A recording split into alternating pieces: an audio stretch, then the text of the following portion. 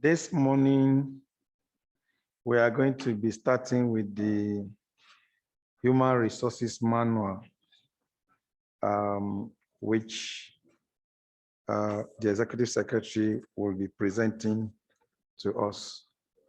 I think we all have the physical participant on seat. So, Leonce, are you ready? Yes. Okay, let's get this started.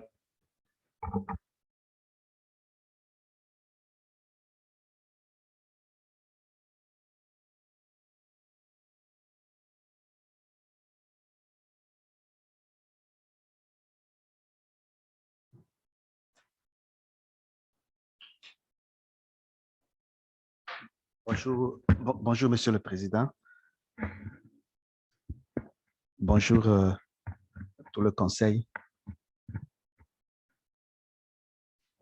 Et ce matin, donc, le premier point sur l'agenda, c'est le manuel de gestion des ressources humaines. Et le cadre de réalisation de ce manuel, c'est donc dans le contexte du renforcement institutionnel de l'Alliance. Et ce manuel est basé, donc l'objectif de développement, c'est que nous ayons au niveau du secrétariat, en plus du manuel de procédures administratives et financières, un manuel de gestion des ressources humaines qui serait basé sur les pratiques et qui fournirait un cadre vraiment de gestion des ressources humaines qui définirait aussi une application systématique des politiques et procédures en matière de gestion des ressources humaines et plus spécifiquement sur les grandes étapes liées à la gestion des ressources humaines, c'est-à-dire le recrutement, l'intégration du personnel, la formation, l'évaluation, le maintien au poste, les transitions nécessaires, et puis même les arrangements pour le volontariat et les codes de conduite liés à la gestion des ressources humaines. Et ceci dans une logique de justice sociale et aussi dans une logique qui s'intègre à la législation du pays. Et le manuel aussi élabore les devoirs et obligations du personnel, mais aussi de l'organisation. Nous avons, dans le cadre de ce travail, demandé l'assistance d'un consultant, d'un expert en la matière qui a une maîtrise de la législation liée à ce domaine et qui donc avait pour tâche de travailler en étroite collaboration avec le secrétariat pour sur les résultats, de comprendre les résultats de ce travail et de mettre en place, d'aider à mettre en place ce mécanisme. Il avait aussi pour tâche de s'inspirer des pratiques aussi dans la région, surtout des pratiques des organisations régionales aussi et des organisations à but non lucratif pour pouvoir aussi proposer des orientations, mais plus spécifiquement aussi que la politique soit aussi alignée avec la législation du travail du pays. Et donc, il est prévu d'ailleurs, donc que les propositions que nous allons, qui sont donc soumises, soient présentées au Conseil pour validation avant qu'on lui, ou pour des apports, avant qu'on ne lui retourne pour finalisation. Donc, le manuel constitue pour le secrétariat et le conseil d'administration le guide, le document de décision en ce qui concerne la gestion des ressources humaines au niveau de l'organisation, donc spécifiquement orienté sur le staff, le personnel qui travaille pour l'organisation, et les règles de code de conduite, les règlements, la réglementation liée aux contrats liés à la carrière. Et tout ceci est mis en place dans ce manuel pour permettre l'épanouissement du personnel et aussi faciliter une carrière efficace du personnel. Nous avons dans le document qui a été soumis au Conseil, et nous avons plusieurs champs et les champs d'application sont surtout focalisés sur les salariés engagés au niveau du secrétariat. Il y a aussi donc des personnels au cas où il y en aurait sous contrat déterminé, des personnels sous des projets spécifiques et des personnels qui sont aussi des intérimaires ou placés auprès de l'organisation, et aussi les volontariats, les bénévoles aussi, que nous pouvons aussi avoir. Il y a les agents transférés d'une même organisation, aussi, je dirais dire, d'une organisation qui a la même vocation que ATCA. Et comme on disait hier, il y a ces possibilités. Et c'est aussi prévu que le personnel fonctionnaire d'État qui pourrait arriver que ATCA, dans la collaboration avec l'État, bénéficierait d'un détachement d'un personnel de l'État qui viendrait nous assister. Et tout ça, le manuel régit tout ceci. Donc, sur ces champs d'application, le manuel contient 5 chapitres, 5 titres et 14 chapitres spécifiquement et en termes de contenu. Et je voudrais juste vous présenter le contenu brièvement ici et soumettre donc le manuel à l'avis du Conseil. Et nous avons les dispositions générales, donc c'est tout ce qui est définition et aussi le champ d'application que je viens de présenter et l'objet du manuel. Ça, c'est dans la première partie du document. Et la deuxième partie, c'est beaucoup plus lié à la gestion du personnel concrètement. Donc, tout le processus de recrutement et d'embauche. Et ce processus de recrutement, d'embauche passe par la définition des profils, la définition de la demande de recrutement, l'avis de recrutement, et même jusqu'au processus d'embauche, c'est-à-dire la réalisation d'un contrat qui contient la période d'essai. Et la période d'essai est de 3 mois au moins pour le personnel qui est sous un contrat à durée indéterminée, c'est-à-dire un personnel permanent, et 1 mois pour un personnel sous un contrat à durée déterminée. Et les contrats aussi et les rémunérations, le cadre de rémunération est aussi présenté ici. Il faut préciser sur ce premier titre que nous n'avons pas au niveau du secrétariat un personnel permanent pour le moment. Donc, personne n'a de contrat à durée indéterminée. Tous nous sommes sous un contrat à durée déterminée qui est lié au projet sur lequel nous travaillons. Donc, c'est spécifiquement sur ça. Et les contrats donc, sont à durée déterminée annuelle. Donc, c'est des contrats d'1 an, pour tous, et aussi des contrats pour ceux qui sont alliés à un projet spécifique, pour des contrats aussi qui couvrent la durée du projet.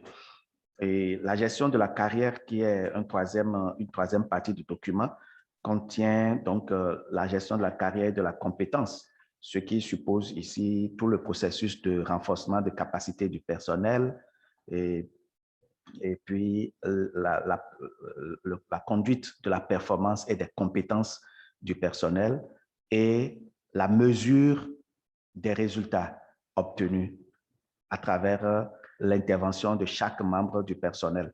Et cette mesure de performance, donc, c'est à travers l'évaluation. Et le document donc propose les mécanismes d'évaluation, les fiches d'évaluation. Il est vrai, comme on l'a dit hier, que nous avions déjà mis en place nous-mêmes un mécanisme, mais le manuel donne maintenant plus de cadre, donne le cadrage nécessaire pour évaluer le personnel, mais aussi former le personnel. La formation du personnel est aussi un point essentiel que dans la troisième partie du document, et cela a été abordé. Il est évident que tout à l'heure, dans la deuxième partie concernant la gestion du personnel, le côté recrutement et embauche, et, il faut préciser juste là que ATCA a la possibilité, et c'est d'ailleurs ce que nous avons pris ici comme orientation, de recruter sans discrimination de rang social ni pour des raisons qui ne sont pas justifiées, des handicaps et tout ça. Et je voudrais passer par ici pour apprécier le commentaire du conseil hier, que quand dans le compte rendu le procès verbal de la présente réunion, et il s'était relevé qu'il y a une correction à faire. Alors, la quatrième partie, c'est les conditions d'information et de santé, d'information et de contrôle. Et ici, les conditions de santé et de sécurité du personnel sont abordées, et les conditions sociales et le système d'information et de contrôle. Spécifiquement sur ces chapitres, ce qui est abordé, c'est par exemple la question d'assurance santé et de sécurité au travail. Il est vrai que nous avons fait un effort déjà de mettre en place un mécanisme pour les conditions sociales. Donc, les conditions sociales, c'est les charges sociales, tout ça, c'est couvert. Normalement, nous n'avons pas de souci au-dessus des conditions de traitement social liées à ce que la législation demande. Et c'est sur le premier chapitre que les orientations sont plus spécifiques, c'est-à-dire que sur le premier chapitre concernant les conditions de santé, il est vrai que ce qui est souhaitable, c'est donc une assurance santé avec la contribution de l'organisation et la contribution de l'employé. Donc, les deux, normalement, contribuent, et la charge, c'est-à-dire la participation de l'employé, est enlevée à la source directement sur son salaire et mis de côté pour faire la cotisation pour pouvoir assurer. Mais le problème que nous avions sur cette disposition, qui est la disposition que la loi demande, c'est que nous n'avons pas, pour la part de l'organisation, ATCA n'a pas de ressources propres. Nous n'avons pas de ressources propres pour couvrir les charges qui reviennent à l'organisation. Donc, pour le personnel, on peut couper, évidemment, avec les communications nécessaires, on peut prendre facilement la part santé du personnel sur les salaires, ou je veux dire sur les rémunérations.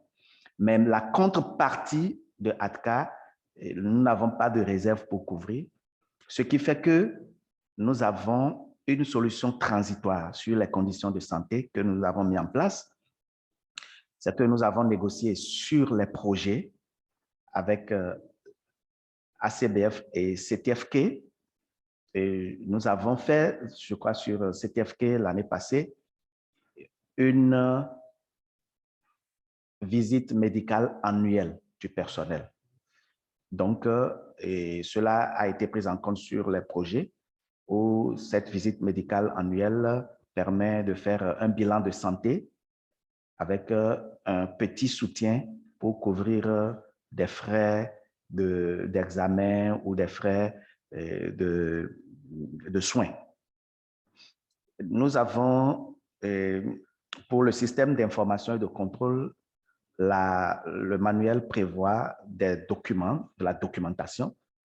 Et il y a, par exemple, le manuel de l'employeur, le livret de l'employeur, qui est un livret, comme on en parlait hier, qui recense tout l'historique de gestion d'un staff, d'un personnel.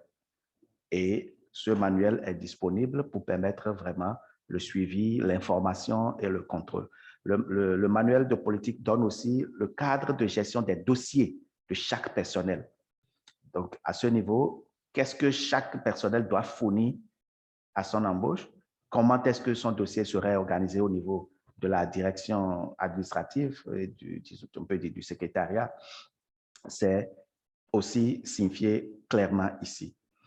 La dernière partie du document, c'est concernant tout ce qui est conscience professionnelle, c'est-à-dire les droits et obligations des deux parties, et l'alliance et le personnel en poste. Et une partie de cette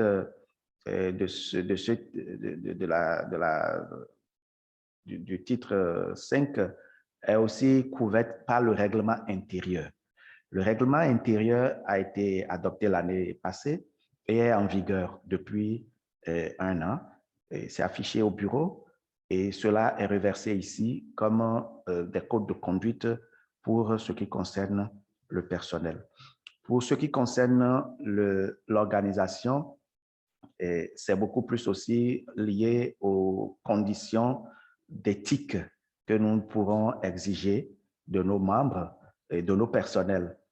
Par exemple, il est mis ici que ATCA n'emploierait pas des gens qui sont alcooliques.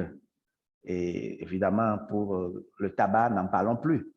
Ça fait partie des critères de sélection dès le départ. Mais aussi, cette partie donne aussi des orientations sur la gestion des conflits. La gestion des conflits au niveau du personnel et même la prévention de ces conflits. Et le code de conduite vient baliser le mécanisme pour quand même prévenir ou corriger les conflits au sein du personnel. Et de manière succincte, voilà le contenu du manuel. Et le manuel est un outil de gestion qui fait aussi référence au manuel de procédure administrative et financière. Ces deux documents se complètent et à un niveau donné, et dans le contenu, comme vous auriez vu dans le manuel, on a fait référence aux procédures de gestion, par exemple, sur la première partie du document, la deuxième partie, je vais dire, la question de recrutement. Et le manuel a donné le cadre, mais nous avions déjà le manuel de procédures administratives et financières qui dit comment recruter quelqu'un. Donc, les deux documents viennent s'aligner et se compléter. Je voudrais juste, pour finir, revenir sur le titre 3, au niveau de la gestion de la carrière et des compétences. À ce niveau, le manuel décrit tout ce qui concerne les augmentations ou les avancements au niveau du personnel et avec les incidences que cela pourrait avoir sur les rémunérations. Parce qu'il y a par exemple la législation qui prévoit qu'à partir de 2 ans, que quelqu'un soit pris en compte dans le contexte de primes d'indemnisation ou de primes d'ancienneté. Il y a aussi à ce niveau, dans le chapitre, dans le titre 3, les indemnisations. Il y a pour des catégories du personnel en dehors de l'ancienneté et des primes de logement, de communication. C'est des primes que la législation prévoit, et pas pour tout le monde, mais c'est prévu. Il est prévu aussi des primes de transport, et ça, c'est générique. Normalement, la législation prévoit dans la gestion des carrières que chaque personnel, même au niveau de l'État, ait une petite quelque chose pour assurer son transport de son domicile à son bureau de travail. C'est le soutien de l'organisation à faciliter le transport. C'est vrai, ça ne remplace pas, c'est pas une grande somme parce que la personne est payée aussi pour faire cela. Mais ça, par exemple, c'est une prime qui est transversale, qui s'appliquerait à tout. Et les autres sont selon les responsabilités. Il y a les primes de responsabilité aussi. En matière de performance et évaluation, il est prévu aussi que sur la base des résultats des évaluations, il peut y avoir des distinctions spécifiques que le conseil peut donner.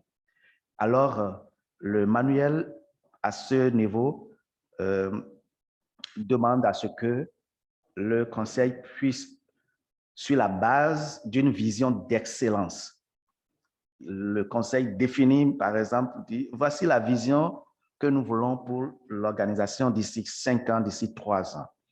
Et cette vision d'excellence, à la fin de l'année, un bilan est fait. Le bilan permet au conseil de dire, nous voudrions distinguer telle personne parce que quand on voit ses performances, quand on fait l'évaluation annuelle depuis telle période permet de dire que il ou elle contribue largement à l'atteinte de la vision d'excellence.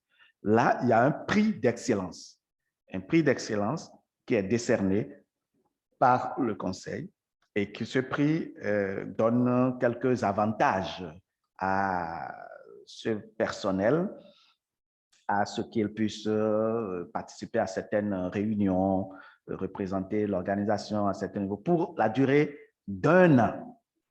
Pour une durée d'1 an. 1 an après, quand on évalue encore, il pourrait peut-être garder son prix d'excellence ou c'est quelqu'un d'autre qui prend le prix d'excellence décerné. Et c'est des points essentiels dans la gestion de carrière qui permettraient donc d'augmenter la performance et de mobiliser, de motiver le personnel à vraiment continuer sur la vision que le conseil aurait donnée en vue de l'excellence au sein de l'Alliance. Voilà le contenu de ce document. Et comme vous auriez vu, le document a plusieurs annexes. Il y en a jusqu'à une quinzaine d'annexes qui sont spécifiquement des fiches que normalement nous devrions remplir et suivre pour gérer le personnel. Il y a des fiches d'évaluation, des fiches pour le recrutement, des fiches. Donc, plusieurs fiches qui sont mises à notre disposition que nous allons suivre. La gestion maintenant de ce mécanisme. La gestion de ce mécanisme au niveau du secrétariat, nous n'avons pas, c'est vrai, comme vous auriez vu dans le document fait référence chaque fois à une direction administrative et des ressources humaines. Mais nous n'avons pas une direction administrative et des ressources humaines spécifiquement dit. On l'a gardé ainsi parce que nous sommes dans une vision large. Il se pourrait que l'organisation soit beaucoup plus grande et plus de personnel. Mais pour le moment, nous avons l'assistante administrative et le secrétaire exécutif qui est, je peux dire, le secrétaire exécutif assisté de l'assistante administrative qui sont garants de la mise en œuvre du manuel.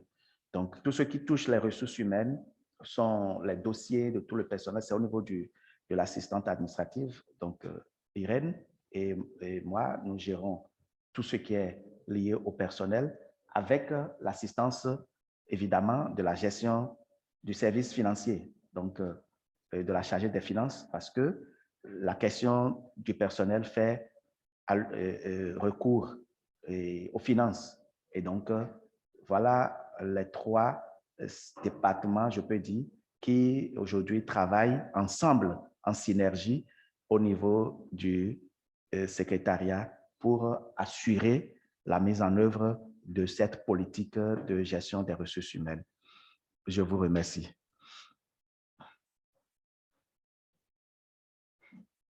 Thank you so much, Leonce, and thanks for breaking the manual down. I also want to thank everybody that has contributed into the drafting and reviewing of this particular manual. At this point, I can, from my own point of view, says that this is a very good development for us. It's extremely comprehensive. Sometimes I worry, Executive Secretary, whether we also have resources to finance some elements, but I have no doubt about your ability to get some of, the provisions going. Having said that, I want to open the floor for comment. Please can you stop sharing and let us also see our colleagues online. Do we have some comments or remarks? I will suggest that we can no longer go into like a clause by clause or sentence by sentence debate of some of these documents because quite a number of us had adequate inputs. So any general comments? I could see Nusa and Yaya and Jibril. Okay. So do we take Nusa first, briefly? Bonjour à tous. Merci, Monsieur le Président. Moi, juste quelques questions de profane.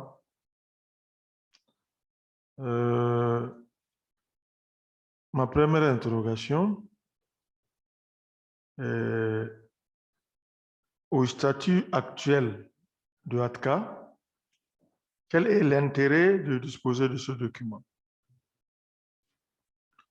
Deuxième préoccupation, quand j'ai suivi un peu l'exposé et tout,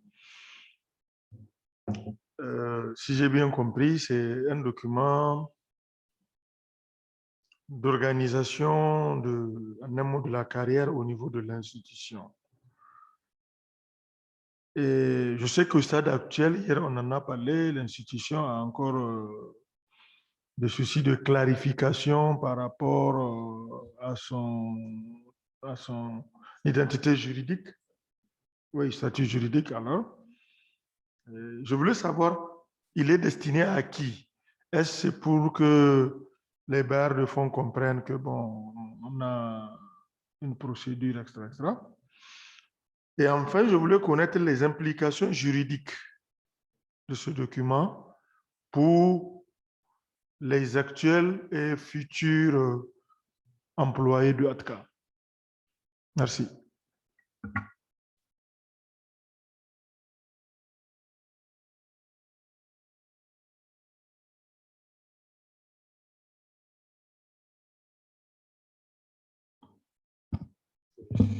Bonjour tout le monde. Merci, Monsieur le Président, pour la parole. Il nous a un peu marché sur ma langue, mais je vais ajouter quelques commentaires quand même. C'est vrai que notre organisation est appelée à grandir.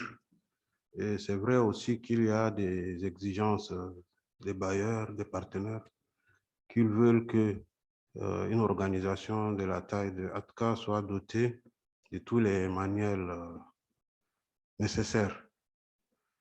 Le document, il est bien élaboré, mais j'ai quelques observations. Par exemple, le consultant a mis direction des ressources humaines.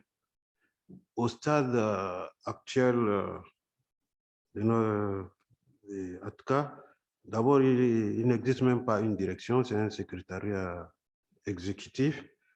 Et je ne vois pas l'utilité de mettre une direction des ressources humaines en ce moment précis.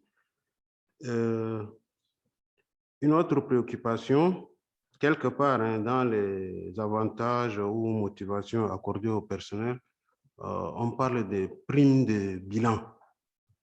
Moi, je pense que prime de bilan, c'est un jargon beaucoup plus utilisé dans le cadre des entreprises.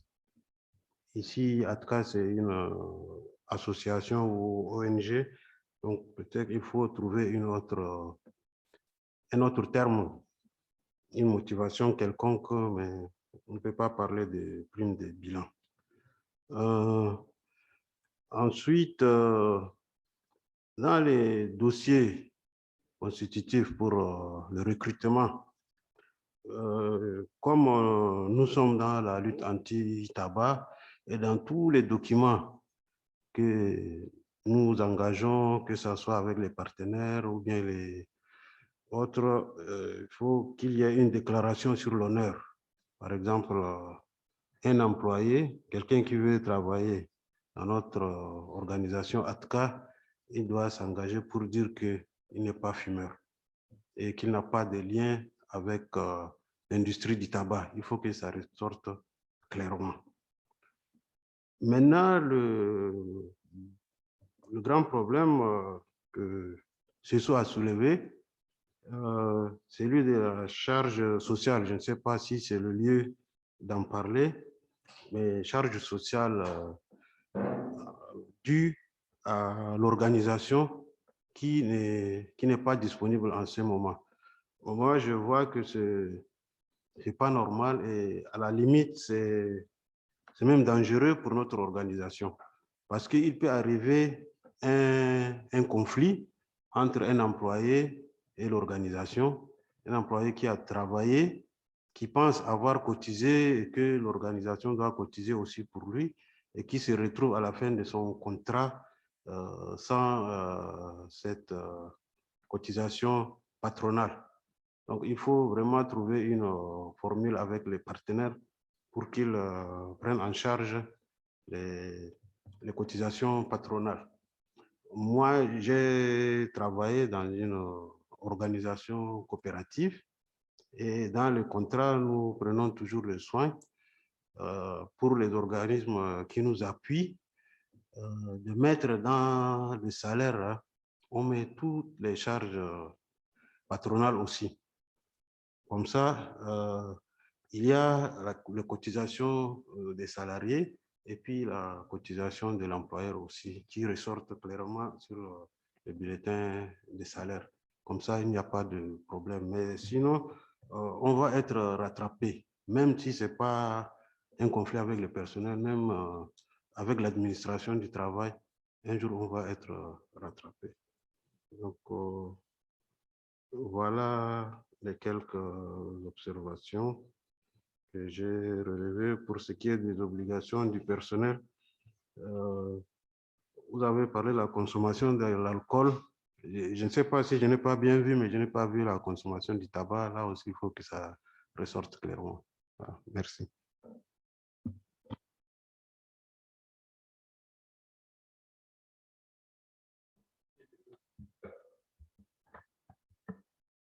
Okay, thank you so much. Was there anything on alcohol or alcohol within the office? Non-alcoholic people. In the office or No. as a member of staff?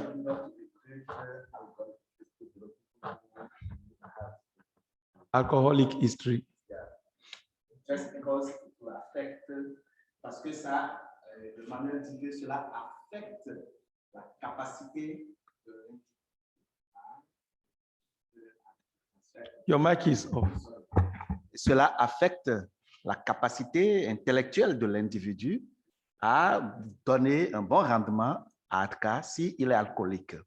La question liée au tabac est prise en compte totalement dans le manuel, dès le début du manuel, au niveau de la section recrutement, il est mis clairement que ATCA ne recrute ni un fumeur, ni toute personne qui a des liens avec l'industrie du tabac de quelque manière que ce soit. Et dans nos contrats maintenant, dans les contrats de chaque personnel, il y a un article qui est comme ce que vous dites, déclaration. Donc, le contrat stipule déjà qu'on n'est ni fumeur, ni des relations avec l'industrie du tabac. C'est clairement dit et le contrat normal est lu et approuvé, signé. Mais avant le contrat, il y a une lettre de recrutement qui est donnée à chacun. Ou quand on veut faire un nouveau contrat avec quelqu'un, il y a une lettre de notification d'un nouveau contrat. Cette lettre réitère encore ce qui concerne l'industrie du tabac. Donc, l'alcool, c'est beaucoup plus pour garantir la présence intellectuelle, le niveau de discernement que dont la personne a besoin pour quand même contribuer efficacement aux activités de l'Alliance. Bon, je peux profiter pour aborder ces questions parce que ça pourrait... Okay, maybe we should take the two questions, The two comments, and then you comments. can take them together. Good. All right, okay. So, Jibril? Président. Voilà, donc je pense qu'il y a certains de mes commentaires qui ont été déjà abordés donc par mes prédécesseurs.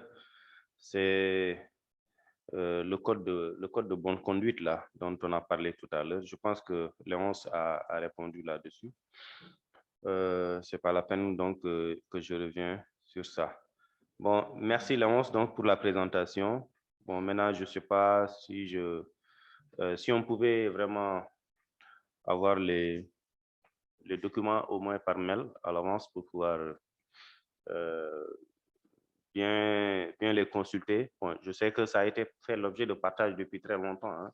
Voilà, donc si on peut les envoyer à nouveau, c'est-à-dire tous les documents qui suivent là, hein, la contribution et les autres au moins, pour qu'on puisse vraiment jeter un coup d'œil et apporter donc vraiment les observations qu'il faut. Ça, c'est une suggestion. L'autre chose, en fait, toujours dans le code de bonne conduite, je pense que c'est toujours important, avant tout recrutement, de faire une petite enquête de moralité sur la personne. Ça, je pense que c'est important pour voir un peu ça. Parce que le CV, des fois, ne suffit pas. Hein. On peut ne pas avoir toutes les informations sur le CV. Donc, c'est toujours bon de savoir, voilà, la personne, est-ce qu'elle n'a jamais travaillé avec l'industrie, etc.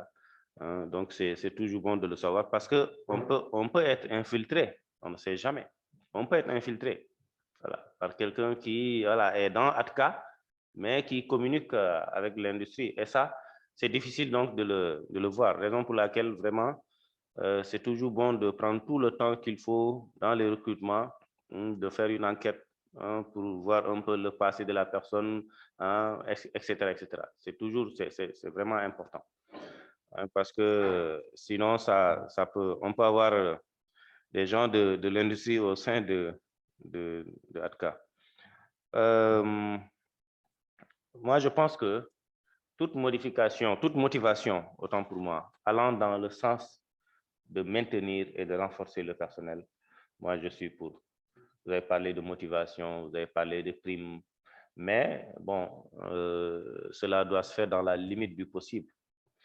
Moi, je pense qu'il faut toujours primer le bénévolat, comme je l'ai dit. Quand je dis bénévolat, bénévolat ne veut pas dire travailler gratuitement.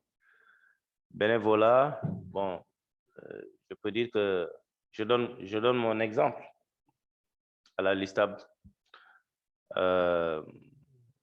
Si un projet, oui, vous êtes là, vous travaillez, mais dès que le projet est fini, tu ne pars pas, tu restes encore, tu continues le travail. Donc, je pense qu'il faut qu'on puisse aller vers cela.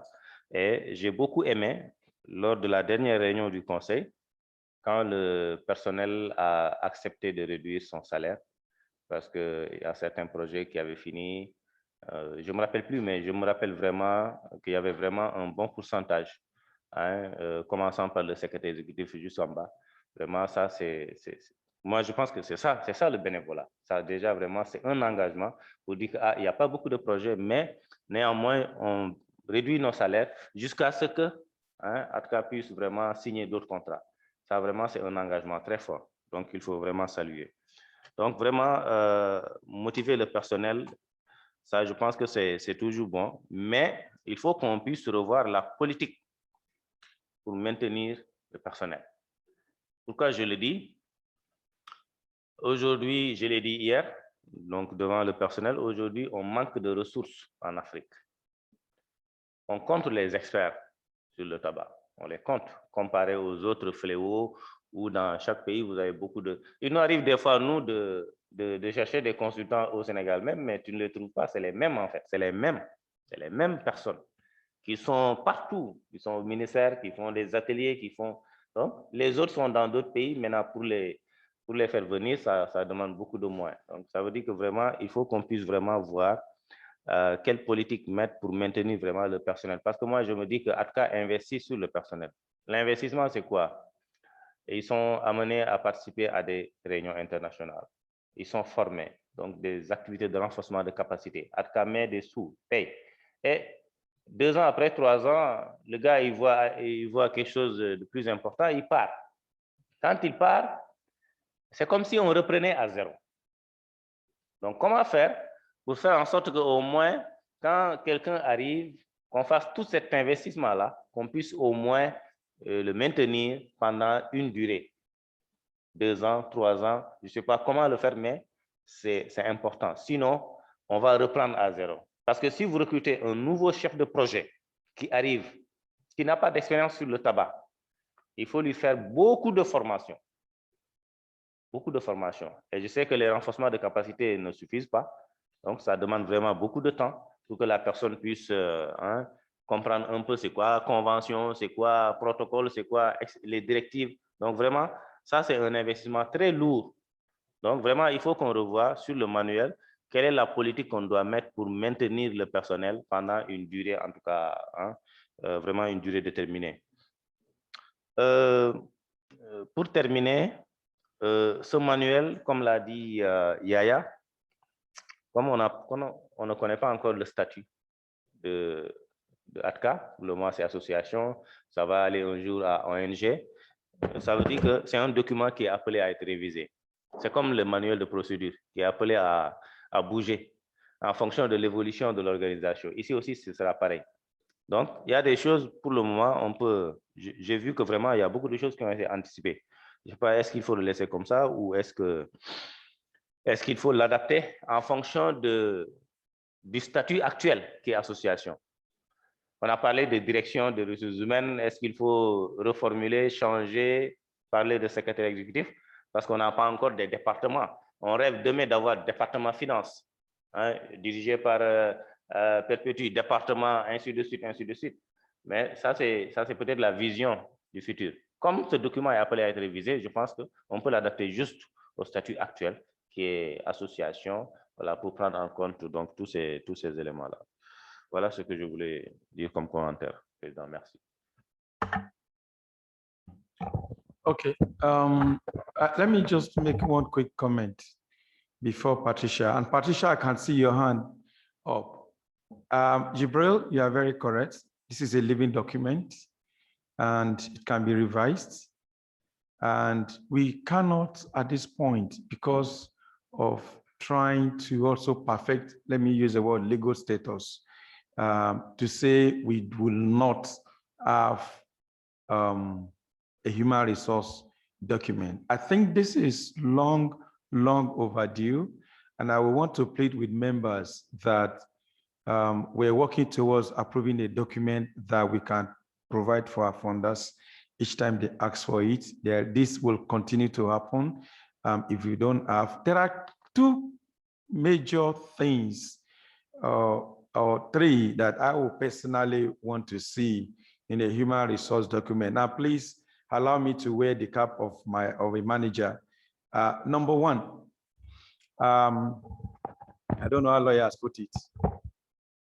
You don't want to put your organization in a legal risk with your employers. And please, for staff that are here, I'm talking as a board member, that's very clear. So you want to conform with labor laws, but without necessarily exposing the organization to unnecessary and avoidable liabilities. Number two is that you also want to be fair and provide equal rights and opportunity, for your staff. And also provide a manual that will keep the staff aspirational.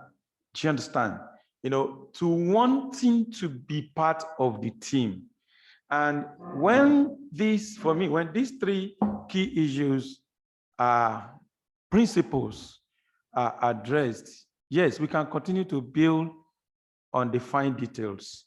And so what you have sometimes is you have something that looks like an omnibus human resource document, but that caters for your current status in terms of staffing. So you could see where they say the finance department shall be headed by a finance manager.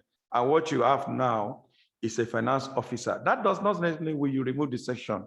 It does mean that you are going to grow as an organization to that point. But the document is so, it's comprehensive to also cater for your status. That's my own understanding, that we cannot write a human resource document because and just limit it, remove other section. We are an association, the union meets and the rest of them, no. And at the same time, we're also trying to grow, let's say, perpetuate department. So if eventually tomorrow we got somebody to hire 2 more staff, we congregate again, I think the organization can grow to that ideal. That's just my immediate intervention now. And then we will continue to revise. You can't get a perfect document, as it were, but my first thing is that not to expose us to unnecessary labor liabilities. A lot of our staff currently, if I must even tell you this, are on contracts. So there is limit of their applicability in terms of contract staff, which I think that has also taken care of. For instance, if you are on a 1-year contract, there is a limit to what your benefit, or you really want to undo your own health insurance and your taxes, and stuff like that. So yeah, that's just my immediate response. And Patricia, sorry, I'm not a lawyer. You can correct me. That's why we have you here.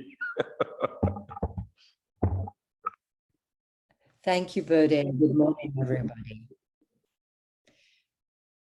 I think I'd like to start by congratulating Léonce and his team, and Léonce in particular for finding the very necessary leadership to construct this document.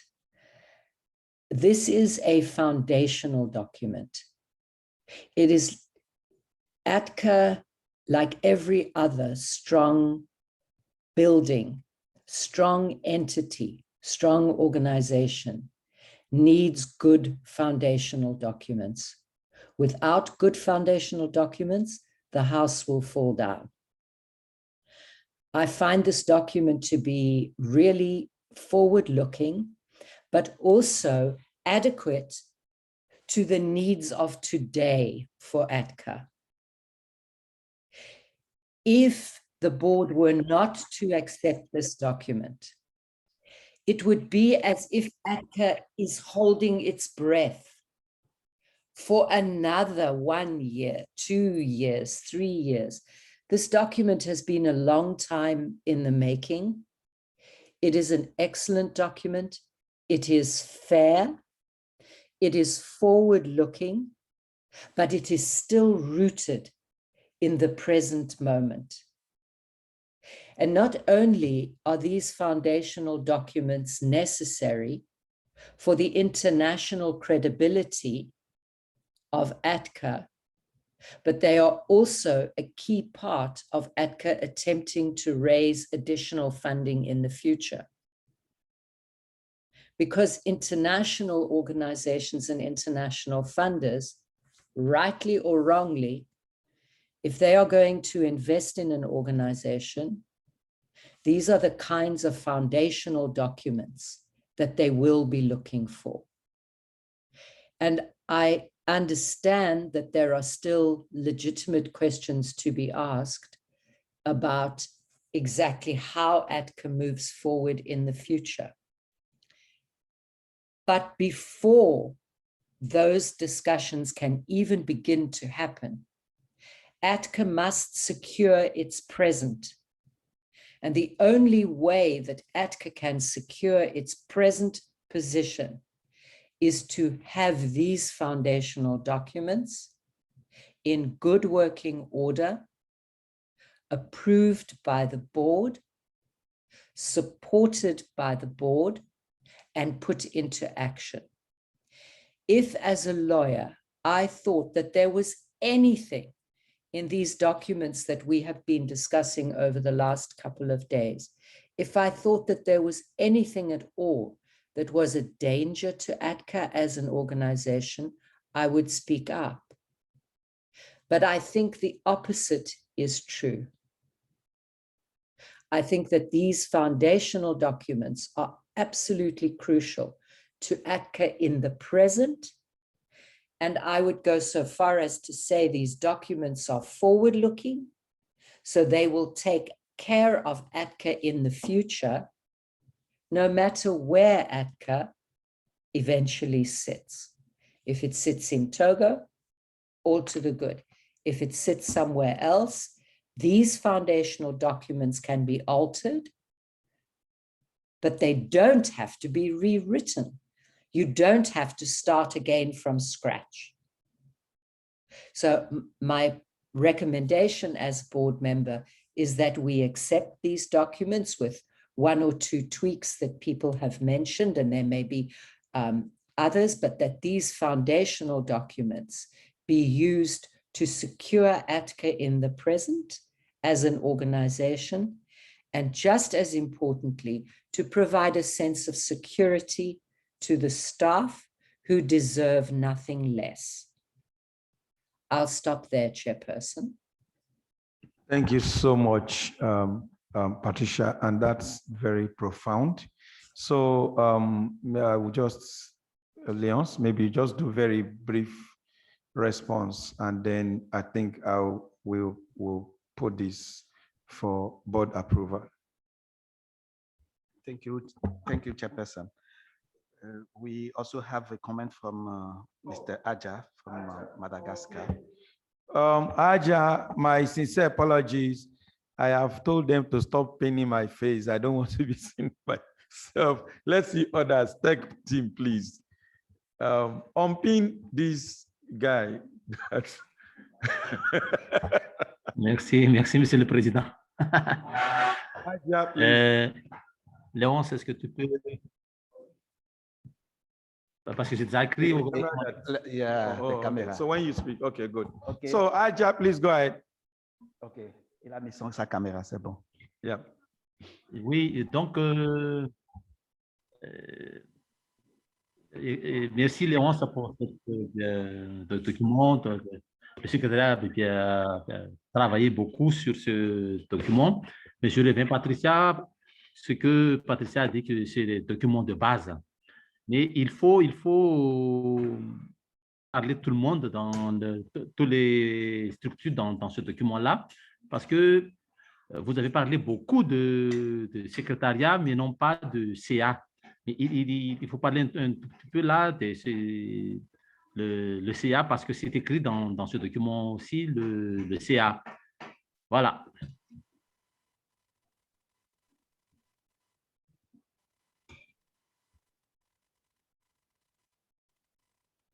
Merci. Thanks, Aja. But my first response to that is that there's a limit. I mean, these are not cast in stone to which you want to get the board involved in the day-to-day running of the manual. But I mean, I can also defer to what Patricia will say, because the board supervises the executive director, and that's the secretariat, technically speaking. And then we don't have anything to do with how Leon's run his team, except there is a very gross issue. Thank you, Jay. You are absolutely correct. From a legal perspective, this document cannot include any mention of the board, save to say, and I don't remember whether this is there, but that the Secretariat is answerable to the board. But this document is for professional employment. It is not intended to govern ATCA as a whole. ATCA's constitution governs ATCA as a whole, and ATCA's constitution has the Secretariat answering into the board of directors. But if I may use her name just as an example, Perpetuae, for example, does not report into the board of directors directly. She reports in through the Secretariat. And this is what stops the board from meddling in the day-to-day running of the organization. The board is there to set overall policy and to guide and direct the vision of the organization. But other than that, the board is not responsible for the day-to-day management.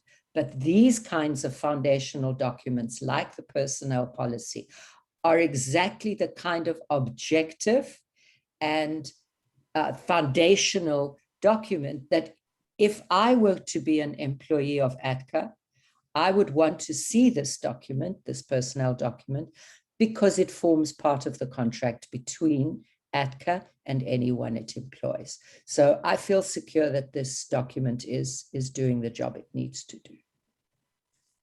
Again, thanks, Patricia and Leons. Oui, Adja. Président. Aja, you can go ahead. Oui. Donc, il faut enlever le nom CA dans le document parce que c'est écrit dans le document, le CA fait partie du système. C'est pour cela que j'ai insisté qu'il faut parler de CA. Sinon, il faut mettre en place le CA en dessous de tout ça, mais pas au même rang de secrétariat parce que c'est déjà écrit dans le document que Léonce a présenté. Merci. Je suis tout à fait d'accord par rapport à Patricia a dit. Hein.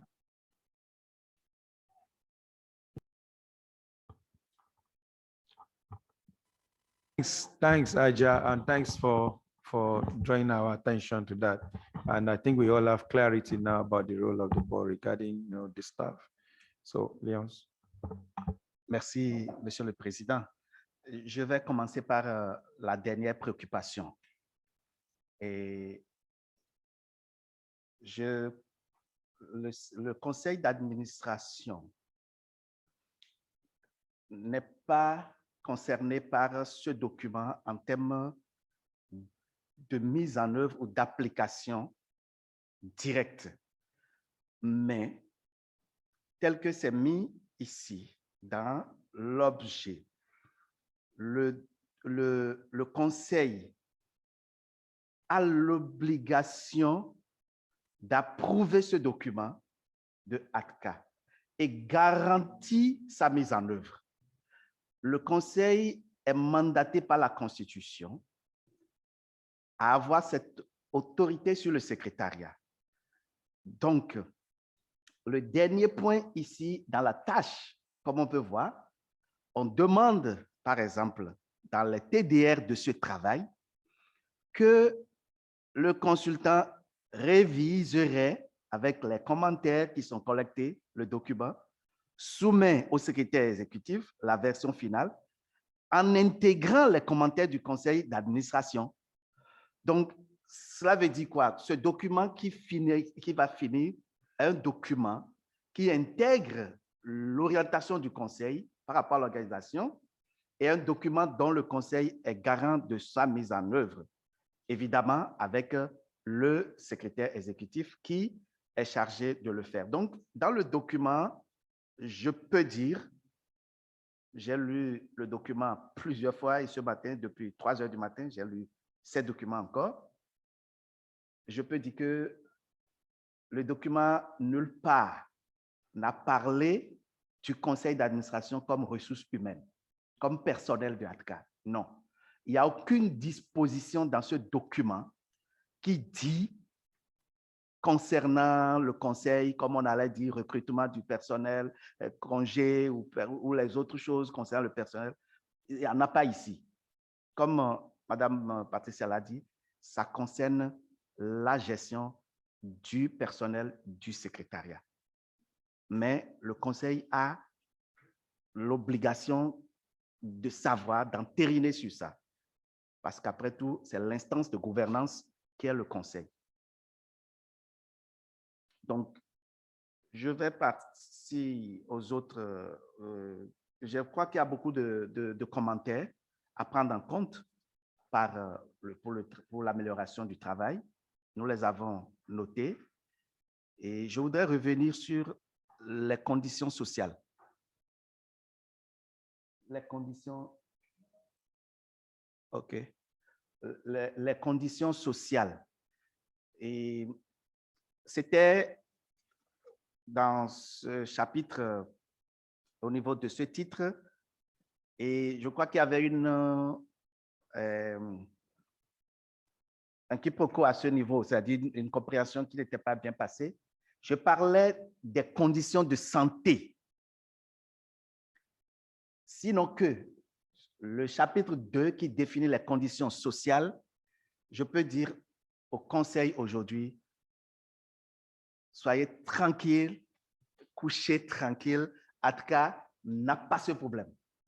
Pour tout le personnel, nous avons intégré les charges sociales dans les projets. Telle que votre expérience avec votre coopérative, c'est exactement ça. Donc, nous sommes tous sur les projets et c'est intégré.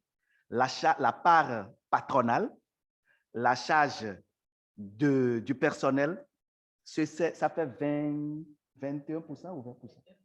21,5%, c'est intégré. Donc, nous payons ça régulièrement. Le président et le trésorier autorisent ce paiement à la CNSS, à la Caisse nationale de sécurité sociale, régulièrement.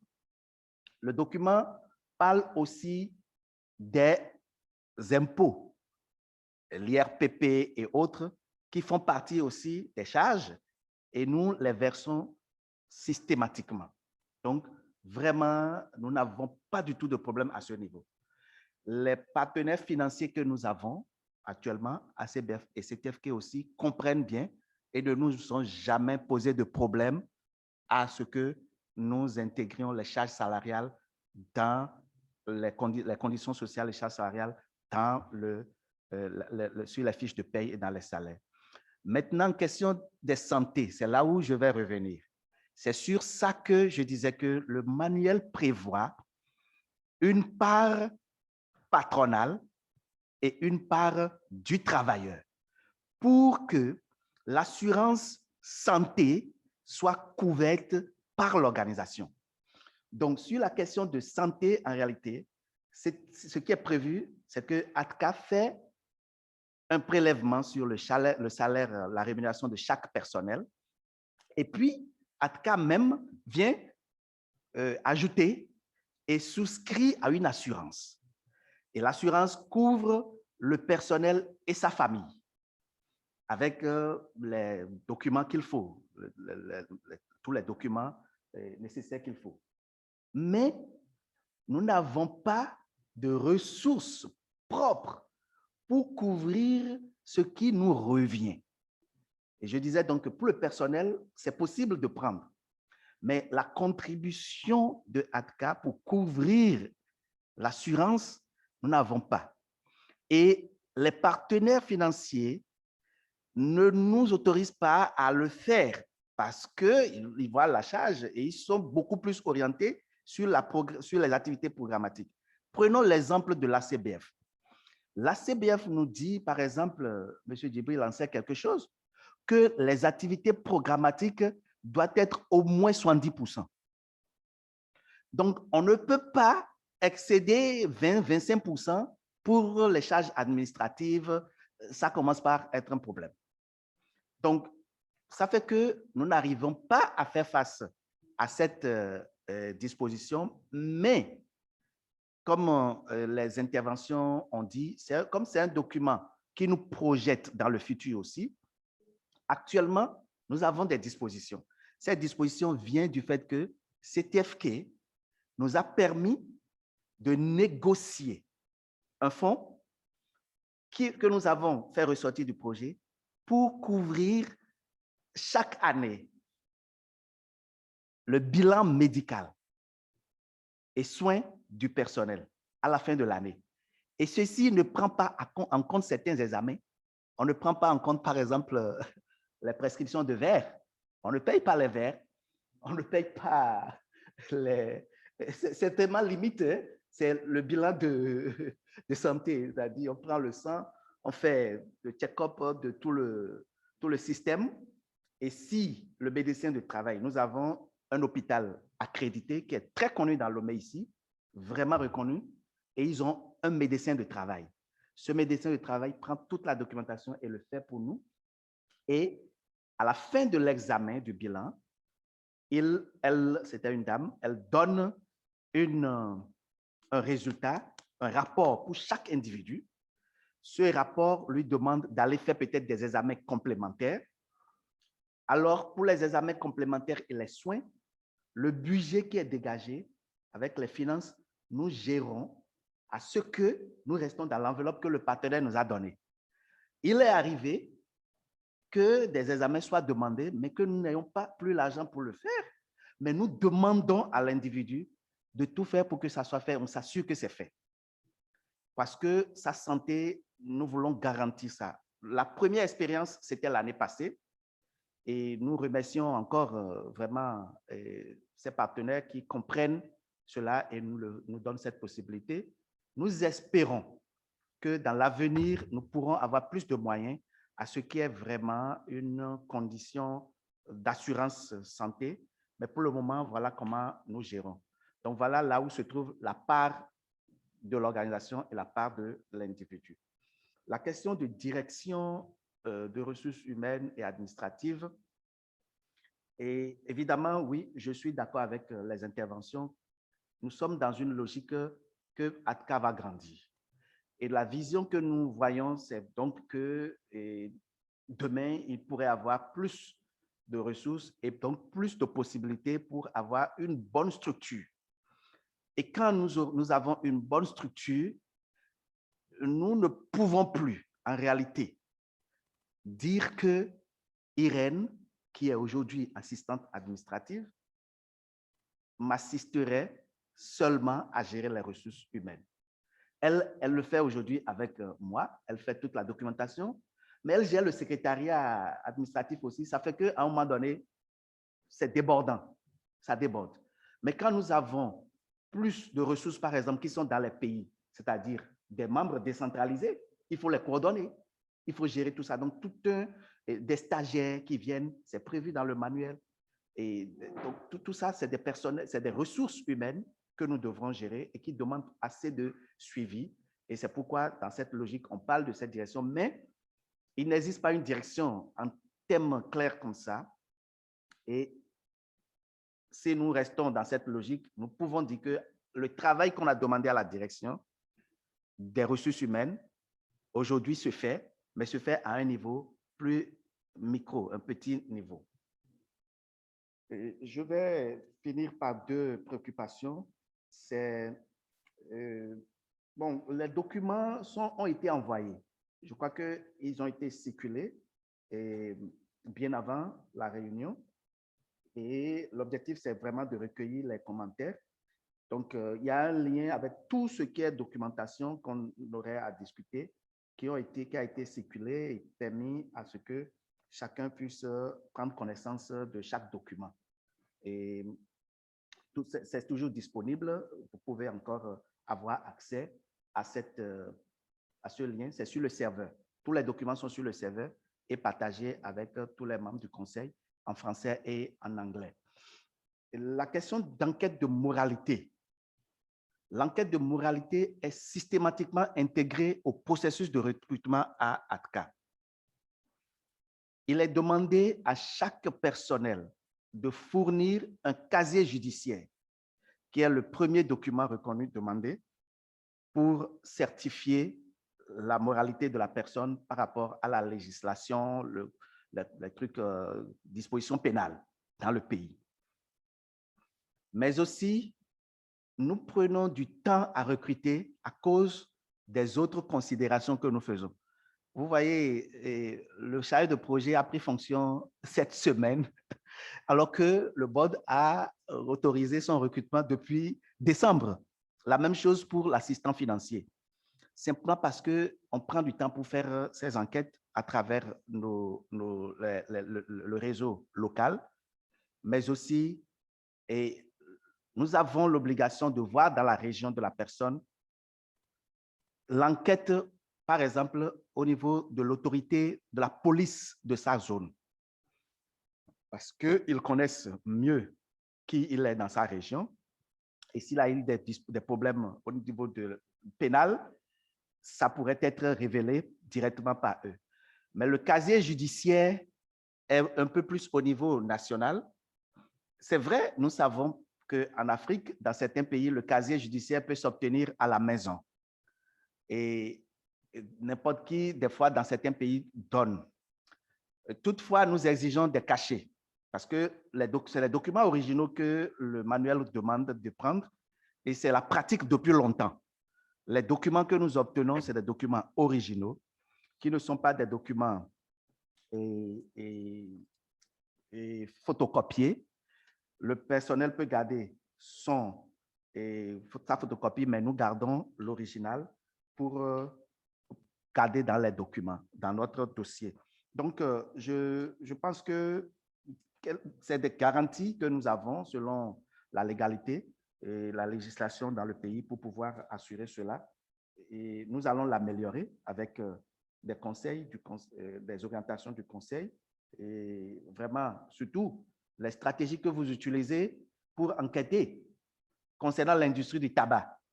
Parce que c'est vraiment, nous insistons dans les contrats, mais nous faisons aussi l'enquête auprès des partenaires locaux. Mais c'est toujours important de savoir aussi quelles sont d'autres dispositions que vous prenez et dans les pays avec les personnes, les ressources humaines avec lesquelles vous travaillez, vraiment pour faire l'enquête autour d'eux et savoir vraiment la moralité qu'ils ont. Bon, le maintien au poste, et elle est vraiment, merci pour ce commentaire du conseil. Et le maintien au poste, il est vraiment très important. L'enjeu, tel que le conseil l'a dit, est là. Nous allons vers le futur et ce n'est pas bien de recommencer encore.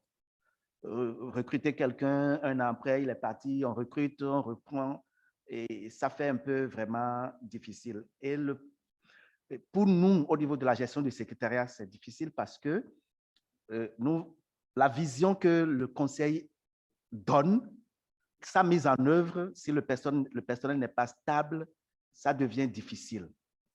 C'est pour cela que nous avons décidé d'avoir les documents comme ce manuel qui permettrait tout au moins aussi de montrer au personnel qu'il y a un cadre formel de gestion des ressources humaines.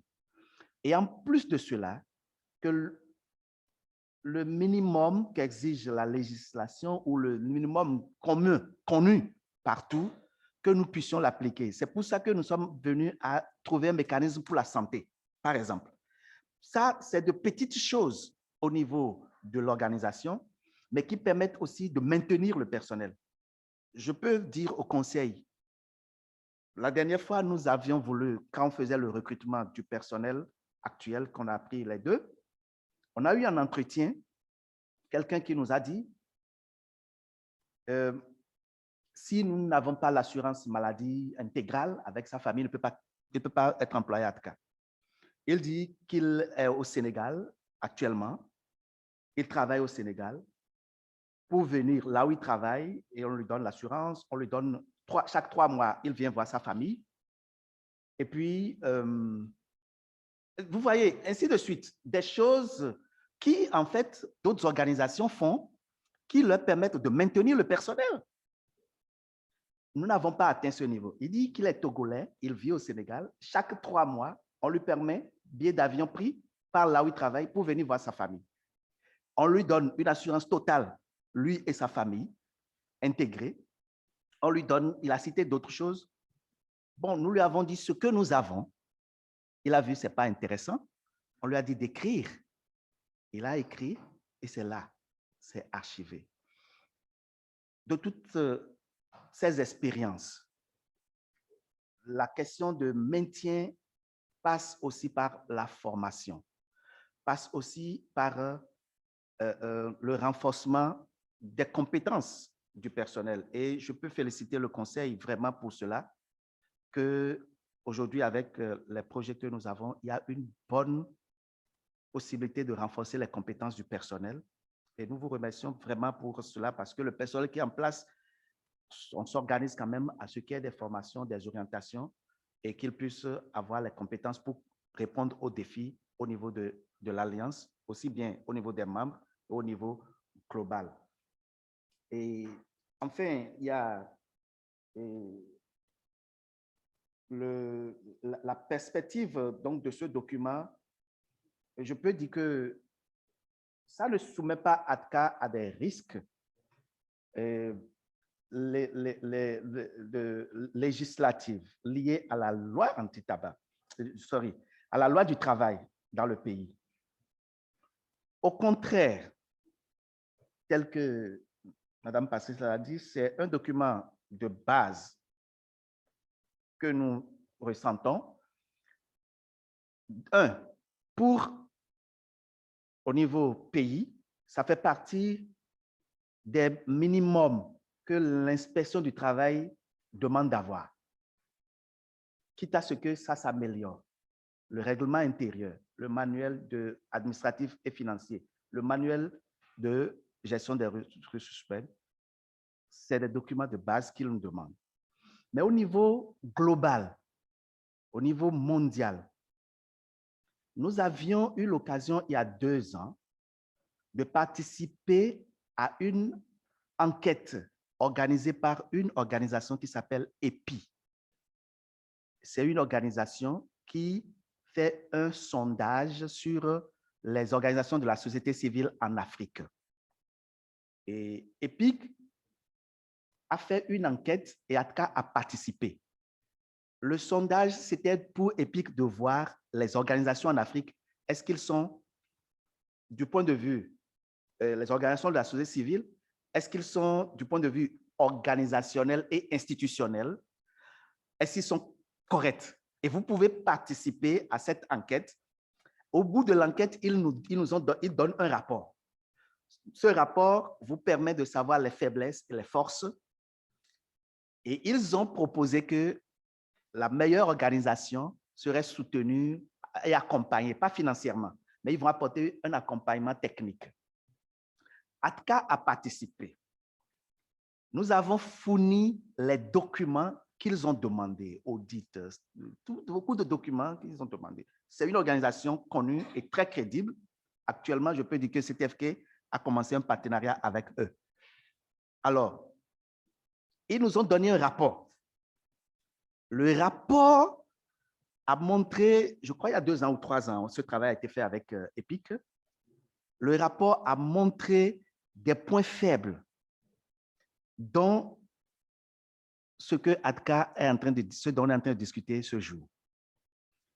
Et c'est des points faibles qui, à un moment donné, ils nous ont dit, si donc il y a un élan, nous sommes très bien sur l'élan. Mais pour ATCA d'aller vers d'autres organisations, partenaires financiers, au-delà des partenaires traditionnels connus, il y a des exigences qu'ils vont nous demander. Et je remercie Mme Patricia pour ce qu'elle a dit, parce que c'est exactement ce que EPIC nous a dit, EPIC Africa nous a dit, qu'il y a des documents de base qui manquent à ATCA, qui lui auraient permis d'atteindre certains donateurs, parce qu'ils vont demander ces documents. Alors, lorsque nous voulions faire le 2e projet de l'ACBF, le projet actuel, la phase 2 actuelle, comme le projet ACBF est pour le renforcement institutionnel, la première composante, nous avons intégré dedans ces manuels ou ces documents qui manquent. Le manuel de suivi-évaluation, le manuel de la stratégie de communication, ainsi de suite. Parce que dans la phase 1, c'est seulement le plan stratégique qui a été réalisé. Et on s'arrêtait là. Actuellement, donc, nous avons plusieurs politiques, plusieurs documents de politique qui sont en œuvre, qui sont en cours de réalisation. Et je suis sûr que ces documents, donc, sur la base de ce qu'EPIC nous a dit, sur la base des expériences vécues du Conseil, cela pourrait nous permettre de donner plus de capacité à ATCA à approcher plus de donateurs dans le futur. Je vais m'arrêter là. Merci, Monsieur le Président. Il y a Perpétue qui voulait dire quelque chose sur l'aspect financier concernant les bilans de santé. Perpétue, you want to add something? Yes, sir. Oh. Merci, Monsieur le Président. Je voulais juste apporter une petite clarification par rapport au bilan de santé que le personnel a fait l'année passée. En fait, il faut dire que dès le début du projet, ce n'était pas impliqué. On réfléchissait à ça, mais la TCA n'a jamais offert ces genres d'opportunités au personnel. Mais qu'est-ce qui s'est passé? Dans la gestion du projet de CTFK de l'année passée, on a dégagé un gain de change. Parce que quand on préparait le projet, on a utilisé un taux pour préparer le budget. Et dans le compte rendu des rapports aux partenaires, nous avons remarqué qu'on a reçu par chance un taux qui était plus élevé, ce qui a dégagé un gain de change. Et c'est dans ça qu'on a demandé aux partenaires de nous permettre de prendre juste une partie pour couvrir les frais de bilan du personnel. On n'a pas demandé que ça, on a demandé aussi une partie, dans les discussions, une partie a été affectée aussi aux activités en Zambie, une partie a été aussi affectée pour remplacer quelques équipements qui étaient vétustes et qui donnaient des problèmes dans l'exécution des activités au sein du secrétariat. En fait, c'est cette précision que je voulais ajouter, que ce n'était pas les fonds des activités au départ qu'on a pris pour faire ça, mais c'est à la suite de la gestion, ce qui a été dégagé pour les gains de change. Et c'est juste une partie, je peux dire juste une partie qui a été dégagée pour le bilan de santé. Merci beaucoup.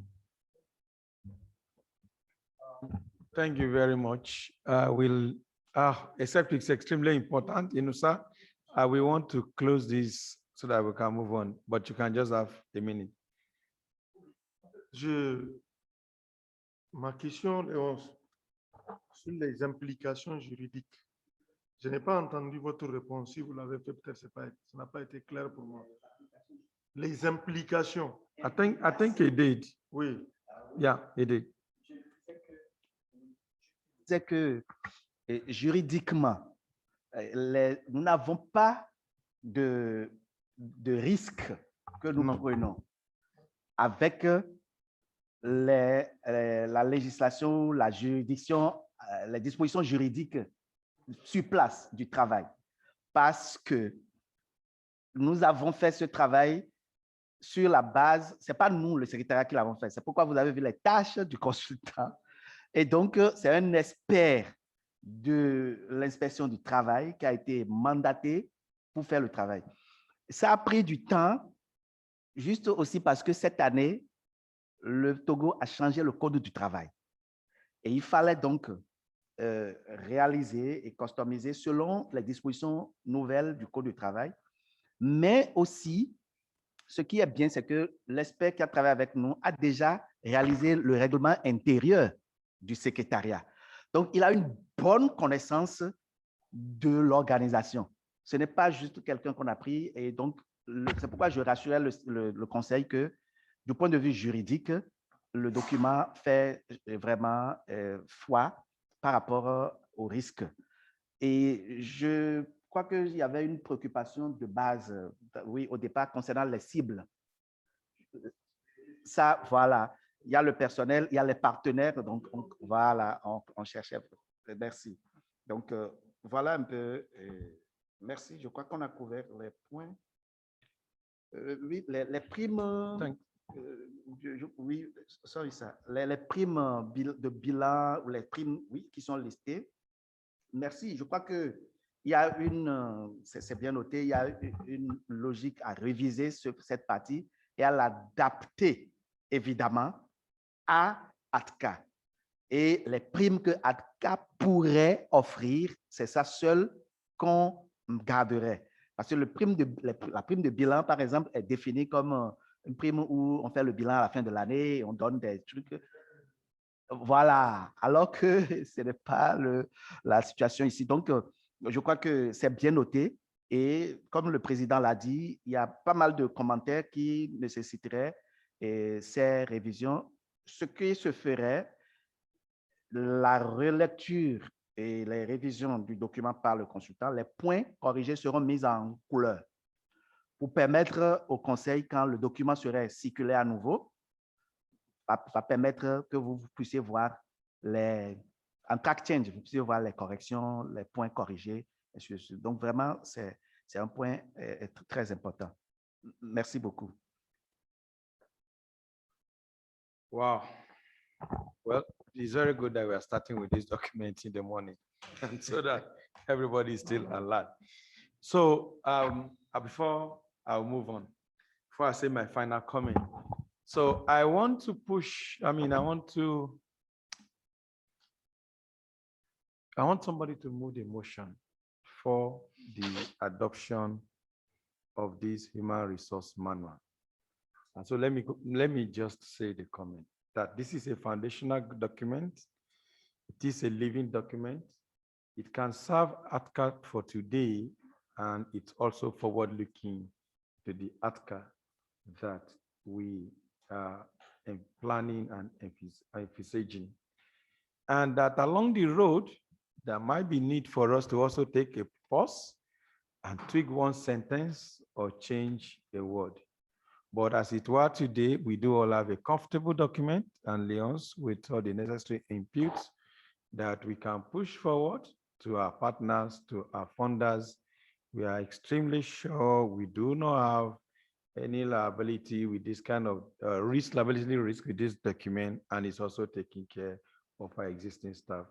So I will then suggest that we move for the adoption of this manual and say congratulations to Leon and the team for a job well done. So anybody okay, Patricia has moved, Haja has seconded. Any objection? No objection. Thank you very much. One thing I want to congratulate all of us. ATCA is how many years old? Can anybody remind me how old ATCA is? That's 2008. 2000, that's how many years? 13 years. Okay, I now heard an organization called CAPA, and it's just 1 year old, and we have our human resource manual. The question is that we have made history this morning. I don't know why it has taken us this long to have this kind of document, but I personally want to congratulate this board for for approving these foundational documents. We might not know how much we have done for the organization, but these are documents that certain level of funders wanted to see. And they're not even asking you for 100% perfect document. There is hardly any 100% perfect document. They are living, but we just have to scale this order to answer affirmatively, yes, we do have human resource document. So I really congratulate this board. I want to congratulate the team. Leon's, congratulations for a job well done. And then I'll declare a 5 minutes again. Stretch your back, stretch your neck. People like us are getting old. And thank you for a wonderful early morning start. Thanks very much, guys. Thank you, Chair. 5 minutes, we're back.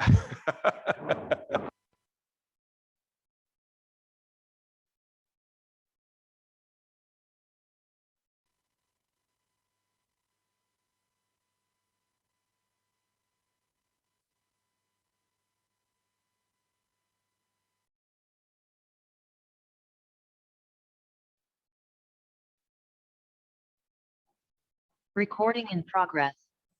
Let me, just a second.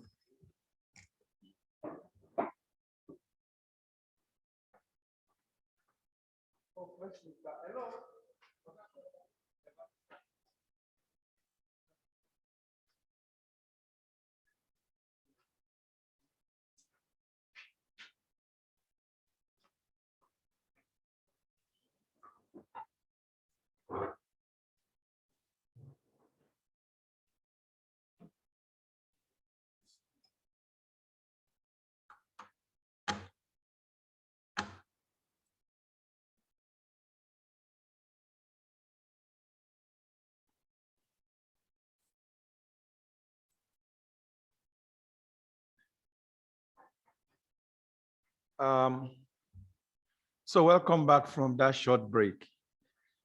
At the next session, we are going to be looking at a document, and we're just going to be looking at the document together, which is the framework for financial contribution for members. I'll just take a pause to give a little bit understanding to this document, that this is a framework that has been developed. I think some of us had seen it. And what actually sparked this discussion was after I hired the consultant to look at ATCA, the document we are going to be approving after this, which is the governance manual, and the fundraising, was it manual, we call it, or mechanism. And we looked into the sustainability of ATCA, and even the sustainability of running the secretariat of ATCA. And we look at several models of federations, or you call them association or coalitions like ATCA. How do we motivate our members to participate? What keeps members in ATCA? Some of the recommendations in terms of programming are already being executed by the Secretariat. We're happy about that. Some of you must have participated in one of the webinars or the other, through which now we're trying to build the capacity of members and get them to actively participate. Some of us also have been receiving the constant emails from the communication team regarding what's been happening, sharing of information, and the rest of them. But one other critical aspect is that we're now looking at the possibility of ATCA members even becoming financial contributors. Sometimes it doesn't look like a very fun discussion, but this is a discussion we also need to do and look at what is possible. This meeting will not possibly come to conclusion on when this will take effect. I told Leonce that this might take maybe 2 more board meetings. If we are very lucky and we agree, maybe 1. And then we can look at when this will come into effect. Some analysts have said that one of the reasons why Africans don't hold government accountable is because some of us don't even know our tax power. One, or some of us don't pay taxes. Why? Because when you see Americans talking about government, the first thing they'll tell you that I'm paying my taxes, and they really want to ask you questions about how that tax is utilized. And so there's a proverb in my village that what you don't value, what you don't pay for, you don't value. How can we get to that point at which we can promote good governance by the fact that yes, we do make some contribution to that system. And then we can also make demands when you do contribution for transparency, for governance, for some basic outputs that you could be, and then that also gives you entitlement for more. I mean, we've been until last year members of Defense of the Earth Federation. You have to pay your membership dues for you to have certain rights and responsibility, even to have access to membership funds. And do you know the interesting thing? I am on certain boards that I actually must pay some dues for me to maintain my being a member of that board. Seriously. I mean, it's nominal. I get more from being a member of the board, but I must make that significant contribution every year. So there are practices like that. So today, let's look at this framework that has been produced. Some of us have seen it. I'm going to run quickly through the outline, and then we throw the floor open again. This is from consultants and a few people that has helped to work on it.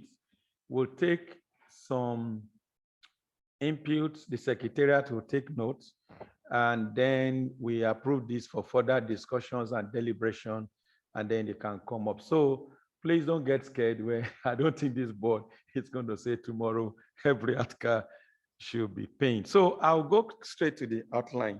And then the first thing you see there is the membership categories. What you see is that the members will become paying members by subscription, and who can be is that we can be ATCA member by being a civil society or individuals who are working in tobacco control. When you pay, what are you entitled to? Scroll up a little bit. You will have some benefits, which include, among others, your access to ATCA services. You can represent ATCA as stipulated in the Constitution. You have your voting rights. You could have access to being members of committees and policy reviews and the rest of them. Basically, you have rights and you have voice in the organization. The next section is about what are the methods of payments. You could do that by depositing cash. You can do that by check or real-time payments or via PayPal. And then when do you pay? How often do you pay? As members, you pay your fees annually. These are most usually the global practice by federation. As I said, some annually may mean calendar year, but I think the ATCA is perpetual here. ATCA calendar year is January to December, I assume. All right, thank you so much. So you pay your fees once in a year, or you also pay for specific events. So take, for instance, there are specific ATCA events that are fees paying. You can also, as member, pay fees. Next section, it's about basically how do we actually resource in terms of payments. And even I have a comment personally on this, that you can also resource ATCA by human resources. And I said, I'll come back myself, or through your financial resources. And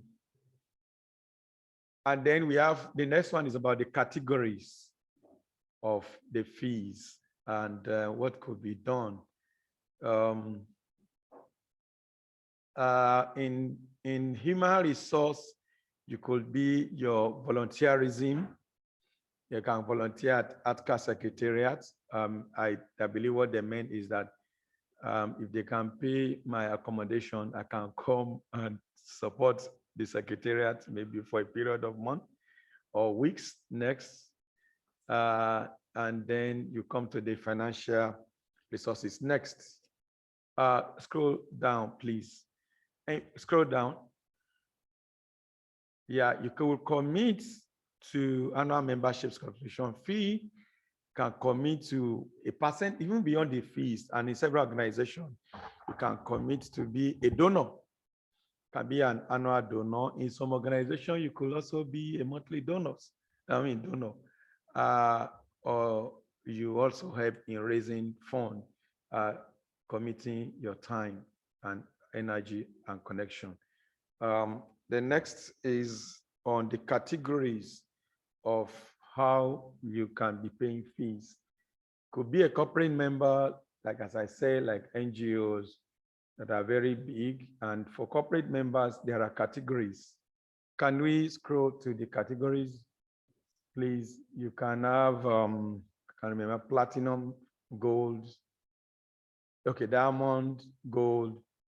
I mean, if you are a diamond member, you pay 7,000 every year to us, which is good money. Gold, you can be 4,000, silver, 2,000, iron, right? So between iron and diamond, which one is stronger? Iron, it's 1,000. Then we come to full members, individuals, I believe, and I think the fee for that is down, I think 200 and something, right? $285. And then you have associate members too. I think, and what's the fee for that one? I don't see that. Please, for associate member, that has to be reflected. Then for rewards too, if you pay, you can also begin to get awards and certificates, best overall champion for the country in Africa, best, those kind of awards that all of us, we do understand as a way of motivating and saying thank you. And again, you see the set of membership practices, benefits, you unrestricted access to content and tools created by ATCA. You can have access to intelligence of threats, opportunities in global control, and you can also use ATCA consulting services. Next is also your ability to now assess capacity building tools and knowledge of ATCA. Next, like that. And of course, as a member, you are connected with the community, not only the tobacco control community, but the funding community. And sometimes also the use of developing policy, laws, and as I said earlier, the networking and visibility once you are a member of ATCA. This is still a very work in progress document.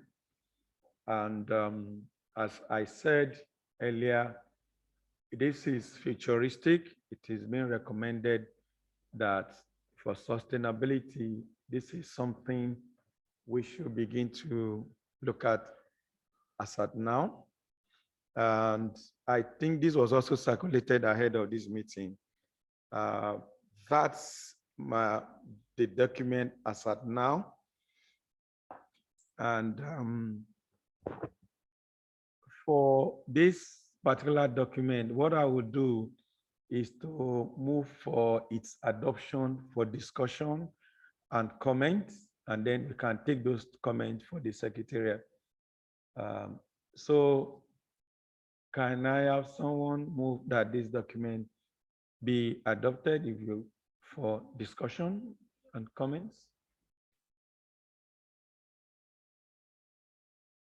Can I see? Okay, Jibril has moved and seconded by Patricia. So I open the floor for inputs and remarks. Please, let's keep this very short on this document. Please, let's just, if you have examples or where we want the secretariats to take notes, let's just go straight there.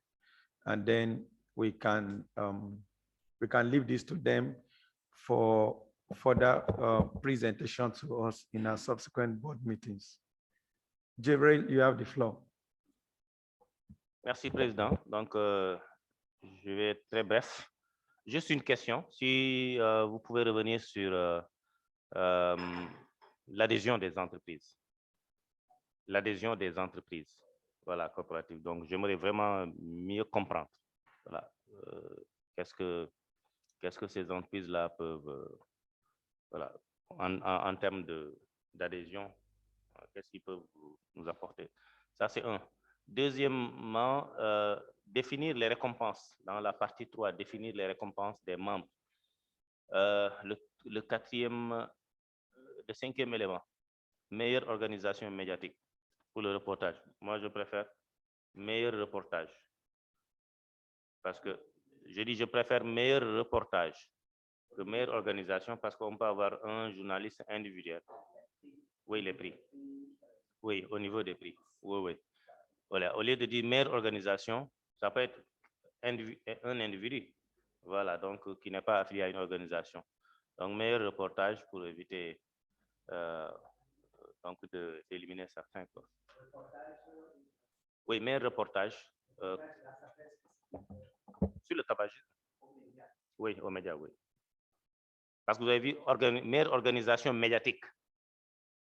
Meilleure organisation médiatique pour le reportage contre le tabac en Afrique.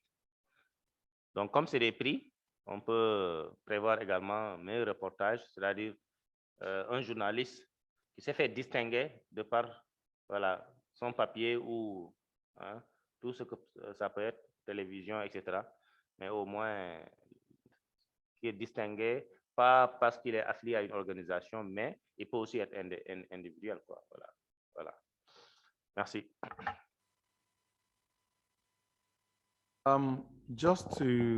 Let's just have clarity on the corporate membership because, I mean, if you can sort that out. Can you just flow to where corporate membership is? I think that word corporate membership is misleading and we should change that to institutional membership because when I was reading the document too, it's caught a red on me because when you hear corporate membership, it means that we want to sell tables like to corporations. And I think ATCA cannot risk that now at this point. So what we meant is institutional membership, NGOs who are members who want to support ATCA better. So thanks very much, Jibril. Yeah. Merci, Monsieur le Président. J'allais poser aussi une question sur l'adhésion d'entreprise. Ça doit être peut-être un problème de traduction. Est-ce que ce n'est pas pour dire une personne morale au lieu de parler d'entreprise? L'autre préoccupation, c'est par rapport à la catégorisation des membres. Je vois que les cotisations peuvent aller de la catégorie fer de $1000 à diamant jusqu'à $7000. Qu'est-ce qu'on vise à travers ces membres-là? Parce que je vois que nos organisations, si nous essayons d'être réalistes, nos organisations rares sont celles qui peuvent payer 1000 à $7000 par an. Donc, si nous essayons d'ouvrir cette boîte de Pandore, excusez-moi le terme, est-ce que n'importe qui, même l'industrie ne peut pas venir être membre de ATCA et puis influencer ce que nous faisons? Donc, c'est ça ma préoccupation. Merci.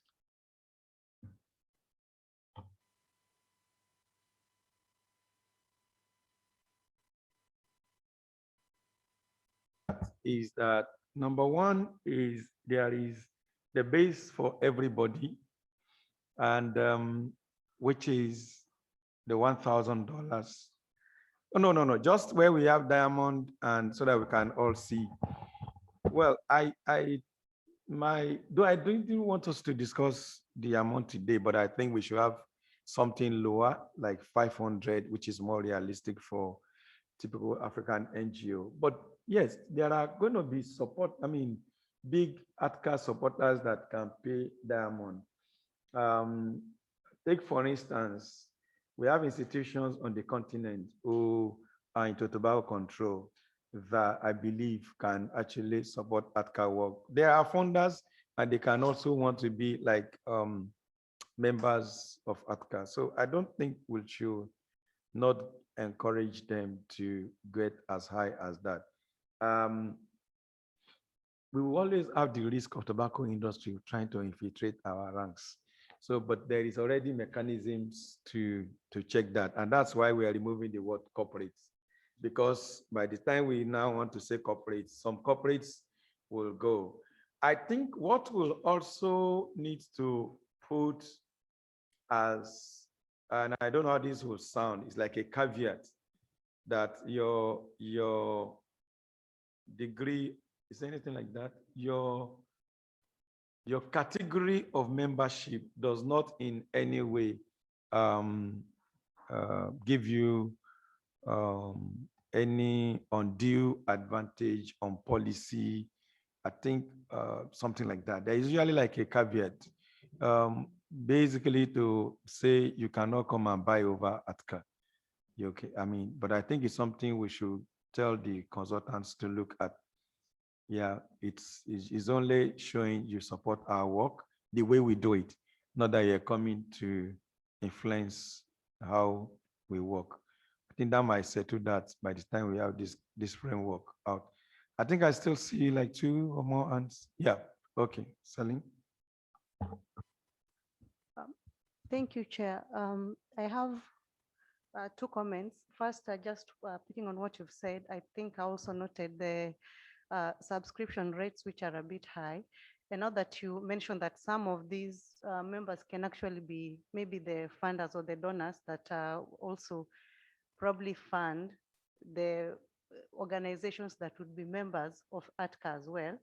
I think it is important that we are very careful in our wording to capture that so that we do not have that gap where probably those big organizations who would be our donors as members of ATCA maybe get the chance to influence policy or influence the decisions at that level. So I think that is important.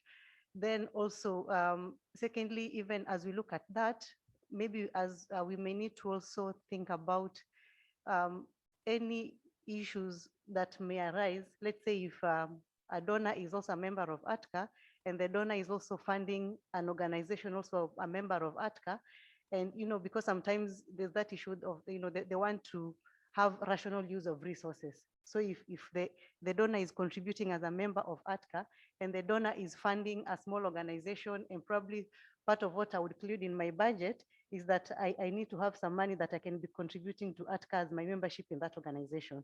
So maybe we look at those things. My second comment is maybe we need to provide clearer and well broken down information based on the various categories in terms of the benefits and the rights that these members have as per each category. That can be presented in a form of a table. So let's say we have the table that is showing for this category, this is what you pay, these are the rights that you have, and these are the benefits that you have. Amongst them obviously is that members who are in good standing then maybe have a better opportunity or better chances of being elected to the board when that time comes. And at that point also we address the issue of those big supporters or the donors, because if at some point they also have that chance that they can sit at the board. If we want to also look at that, then those are some of the things that we need to address. And also even level of maybe how they participate in the AGMs and all that. Lastly, as we are differentiating the contributions, so I know I think the most common one is the annual subscription. So maybe in some cases, there is the one-off maybe registration that members pay, and then now there's the annual renewal that is paid at a certain fee.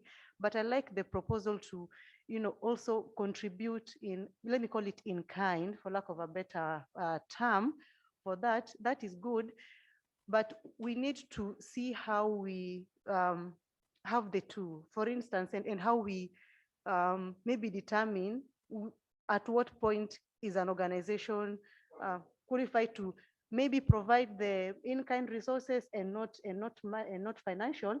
And if, let's say, I'm not able to pay for the finances, but I can provide maybe technical support, organization B pays the money and not the technical support, what benefits do we have such that I don't end up feeling like maybe my contribution is not being, in short, a way of standardizing the contributions or the contributions that we make in terms of our membership to a point that even the benefits that we get as a result of those contributions we make also still make sense, such that I will not feel bad that because I am only able to provide technical support and not finances, then my contribution is maybe less perceived as less important as the person who is contributing financially.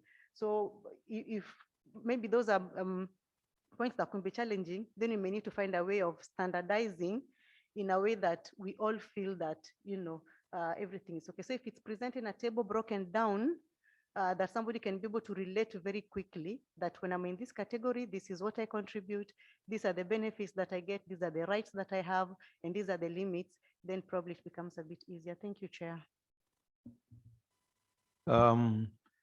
Just another comment. And this is for your consideration, and the team that are working on it. I still find it a little bit difficult to think that contributing in kind might be easy for us to put into practice. I rather we can have like a low membership fees and run the fees, and then allow organization again to also volunteer. My gut feeling is that if you give that option, let me use my country, for instance, everybody will want to contribute in kind. And so there's no need for these documents because everybody we want to come and contribute. So you run a risk. I think we should make volunteerism, if we want to truly do membership fees, let's do membership fees. Let us get a reasonable, let's say like $100 that everybody can pay, 500 for institutions. And then we can say, in addition to this, you can also volunteer. I'm just saying, let us take a second look at making voluntary contribution and financial fees, as like they can. It may not work here. It may work elsewhere, but we'll run into some difficulty in implementing it. Dr. Flo. Merci, Monsieur le Président.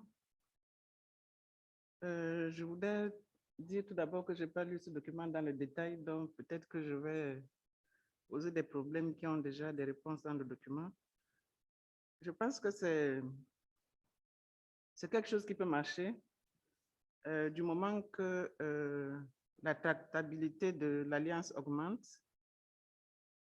Moi, je voudrais poser le problème des capacités des associations pour dire qu'il faudrait trouver, si cela est possible, des catégories, comment dire, variables.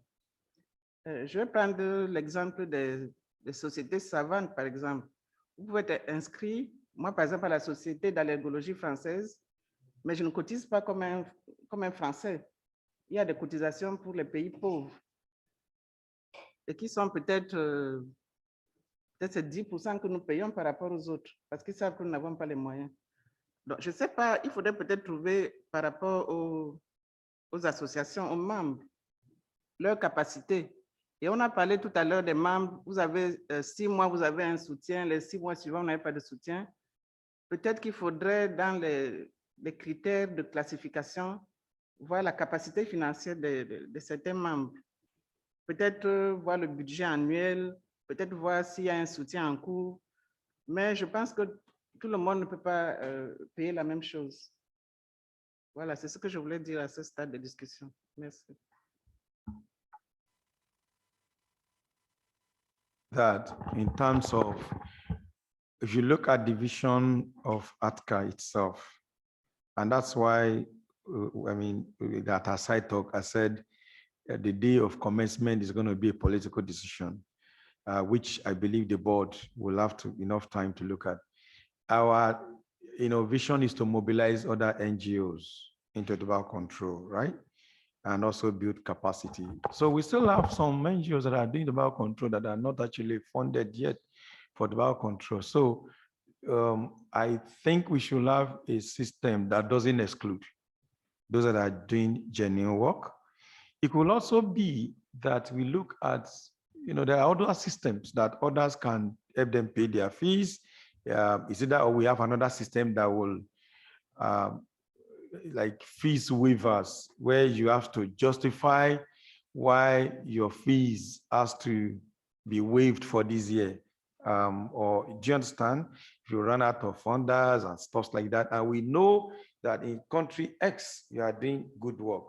So we can't say because you can't pay fees, we shut you out of ATCA. Please, those are things that are very valid that we should look at as we go along in this discussion. And just like you said, some very high-standing CSOs on the continent that can pay more than, let's say, a baseline of 100 and 500, just like you scale it up, should also be able to make such contribution into the, and maybe as we also grow up, from my experience too, like I do work on certain networks that even there are days, there are events that they will like say, okay, we need a staff to work on our conference that is happening in 3 months. The staff work time is 2 months. Is there any member who can pay, who can add anything to the staff costs? So, there are networks like that where then organization can say, oh, we can contribute $500, we can contribute $1,000. So these are things, Leon, that we should be looking at in the future. Can I have the online people, please? Is it possible to check what's going on? Hello, Jibril, you still want to add to this? Voilà, merci, Président. Donc, j'aimerais renforcer les contributions de Céline et Dr. Flore. Monsieur le Président, comme vous l'avez dit, vous avez dit que vous avez un peu peur de la contribution en nature pour éviter que tout le monde puisse vraiment le faire et éviter donc la contribution financière. Mais à la place, est-ce qu'on peut avoir ce qu'on appelle en entreprise l'apport en industrie? En industrie, c'est-à-dire la contribution intellectuelle. C'est-à-dire, au lieu que l'organisation, à la place de la contribution financière, on peut avoir quelqu'un dans l'organisation qui peut faire un travail spécifique pour le compte de ATCA. Ça, je pense que aussi, c'est des choses qu'on pourrait aussi prévoir. Ça me paraît vraiment important. Parce qu'il arrive des fois que ATCA doit payer un consultant pour faire tel ou tel travail, alors que dans l'organisation, il y a quelqu'un qui peut le faire. Hein, donc, ça peut vraiment faire l'objet de contributions. Donc, ce qu'on appelle l'apport en industrie, donc, en tout cas chez nous, en entreprise. L'autre chose, c'est bien. Il faut vraiment qu'on aille vers ça, simplifier, de façon très simple, dans un tableau. Voilà. Première catégorie. Si vous payez ça, vous avez droit à ça. Deuxième catégorie, si vous payez ça, vous avez droit à ça. Ainsi de suite, ainsi de suite. Mais aussi, ne pas aussi exclure donc certaines des organisations, comme l'a dit le docteur, qui n'ont pas certaines capacités, alors que nous avons besoin d'eux dans la mobilisation, dans le plaidoyer, ainsi de suite. Donc, vraiment, c'est des gens qui peuvent nous apporter demain. Maintenant, ces gens-là, bon, s'il n'y a pas de cotisation, de contribution financière, bon, on peut peut-être les limiter en termes d'avantages. C'est bien possible. Parce que ce que moi j'ai peur, c'est ce que disait tout à l'heure Yaya. Supposons on prend l'exemple d'une organisation qui n'a jamais reçu de fonds. Demain, vous le voyez, demain, contribuer à hauteur de 7000 diamants.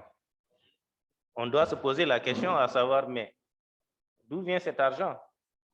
Donc, c'est pour vous dire que, bon, on a des organisations comme la Fondation Smoke Free, là, hein, qui sont là parce qu'il y a des organisations, bon, dès qu'ils voient des financements, voilà, ils se lancent parce qu'ils ne peuvent pas être là à attendre. Donc, c'est pour éviter vraiment que l'industrie, les industriels là, puissent passer donc par ces petites... Parce que ce document-là peut voyager. Ce document-là sera partagé. Donc, il ne faut pas que nous donnons la possibilité à l'industrie de pouvoir nous infiltrer indirectement. Et ça, en le faisant, tu peux avoir une organisation guinéenne ou quelque chose comme ça qui n'a jamais contribué et du jour au lendemain, la personne contribue à la catégorie diamant. On se dit, mais comment est-ce possible? Donc, est-ce qu'on doit demander des justificatifs avant ou juste pour vraiment... Moi, il faut vraiment, comment dirais-je, encadrer. Encadrons le document pour éviter demain donc voilà, donc l'infiltration de gauche à droite. Voilà, merci. Thank you, Jibril. I just want to throw something on the floor, and that will maybe help also Patricia and us in rounding up. So this is a membership financial contribution framework. I think let's not confuse this with membership's roles and responsibility. I think this is where the point is, this is where we seems to be missing the point. It's either we exist in an association, and that's why we are volunteers here as board members. So we're already contributing. That doesn't exclude me or my organization from being a paying organization if we truly want to move to that model. And I think that aspect of technical contribution, it has no place in this document. We just need to work out very clear details about how members can contribute financially, what they are entitled to, and the caveats that will protect our organization in case we have very big pocket members to say you can't take over the organization. Why we are also not excluding members that are doing great work from being members of ATCA. That's my understanding. Now, when it comes to your intellectual contribution, I think that should find place somewhere. I mean, I think it's also like in our governance manual, ATCA, and you have, let me use FCA, for instance. You participate in technical working groups, you participate in policy groups and the rest of them. I think that's the kind of model, whereas that doesn't stop you or precludes you the fact that you contribute your time. Volunteerism is the basis for being in this kind of setting in the first place.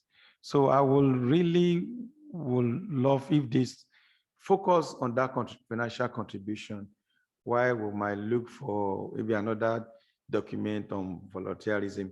Now, when you volunteer very well, we can also find a system of reward. The ED can sign a note every year. We get some of them, can send flowers, but some of us will want something that is edible. So, Patricia, can you go ahead? Thank you, Chair. I think, as you said, the membership financial contribution framework is a very important document. It is Go ahead. Thank you. Thank you, Chairperson. I was on mute. I think that this is a document that is just in its very beginnings. It is interesting to me to note that it is not only ATCA that is exploring the idea of a membership structure that involves the payment of some fees. The Framework Convention Alliance is doing something similar. And I think the important point to note is that the reason for these membership structures is actually twofold. For one thing, we need to invest in what we believe in. I think that's a very important psychological reason for some kind of membership fees. And the second reason is more mercenary. The organization needs this money to survive. So I think that if we frame the ideas around membership fees or a membership fee structure around these two ideas, one is the psychological investment and two is the financial investment to ensure that the organization meets at least its basic running costs, I think is a good way to frame the document. I have listened with attentiveness to the points made by speakers who came before me, and I agree that there is certainly a lot of detail that needs to be worked out on this. But I don't think that that detail can be discussed in a meeting such as this. I think that that is what we need is, again, a foundational document. In this case, not for the existence, but for a foundational document for further discussion that then has rules attached to it for the exact details of how the membership would work. I would like to offer as a suggestion for textual drafting, and I will keep this very brief, where we talk about volunteer work or some form of volunteerism, and that will be quite a management challenge, not impossible, but something of a management challenge. I suggest that we use the phrase under exceptional circumstances, blah, blah, blah, blah, blah. Because that will mean that under exceptionals, the norm is to make a financial contribution, but under exceptional circumstances, an in-kind contribution can be sought. And that in-kind contribution can then be a point for discussion between the organization that feels it cannot manage money, it cannot manage to pay in dollars. That then becomes a discussion. So my suggestion to Léonce and to the team, if this very preliminary document clears the board level and goes for further interrogation, that phrase, under exceptional circumstances, payment of membership can be negotiated to what the organization can afford or towards an in-kind payment. And under those circumstances, which are exceptional, the organization will have to enter into a discussion with ATCA's secretariat, and that they would then have to produce substantive or substantiating documentation. So documents to prove, we don't want somebody taking a 3,000, well, it would be more than that, a $40,000 grant from a donor and then saying we don't have money to pay. So, if it's a small organization with limited resources, it may be that that organization, once it has proved to the ATCA secretariat its financial position, it only ends up paying $10. But it must prove that it is not able to meet a higher threshold. And I offer those just as suggestions at this very early stage of negotiations. I'll end there. Thank you, Chair.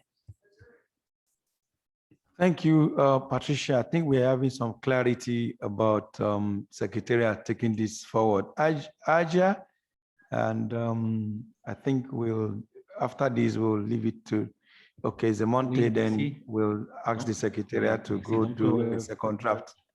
Aja, please. Oui, c'est à moi la parole. You can go ahead. Allô? Oui, yes, oui. On vous reçoit. OK, OK. Donc, pour nous, Madagascar, le cas de Madagascar, hein, la situation de Madagascar, on ne peut pas envoyer de l'argent à l'extérieur. Ça, c'est unique pour le cas de Madagascar. Donc, c'est pour cela que je reviens aux propositions de nos amis tout à l'heure. Si on peut payer en échange de services ou, je ne sais pas, payer en activité, quelque chose comme ça, on peut le faire. Mais pour envoyer de l'argent à l'extérieur, c'est interdit pour le moment à Madagascar depuis des années.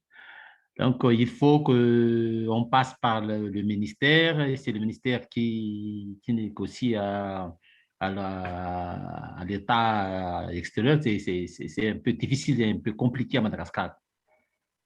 Donc, je pense qu'il y a d'autres pays aussi qui ont une situation comme Madagascar. Merci.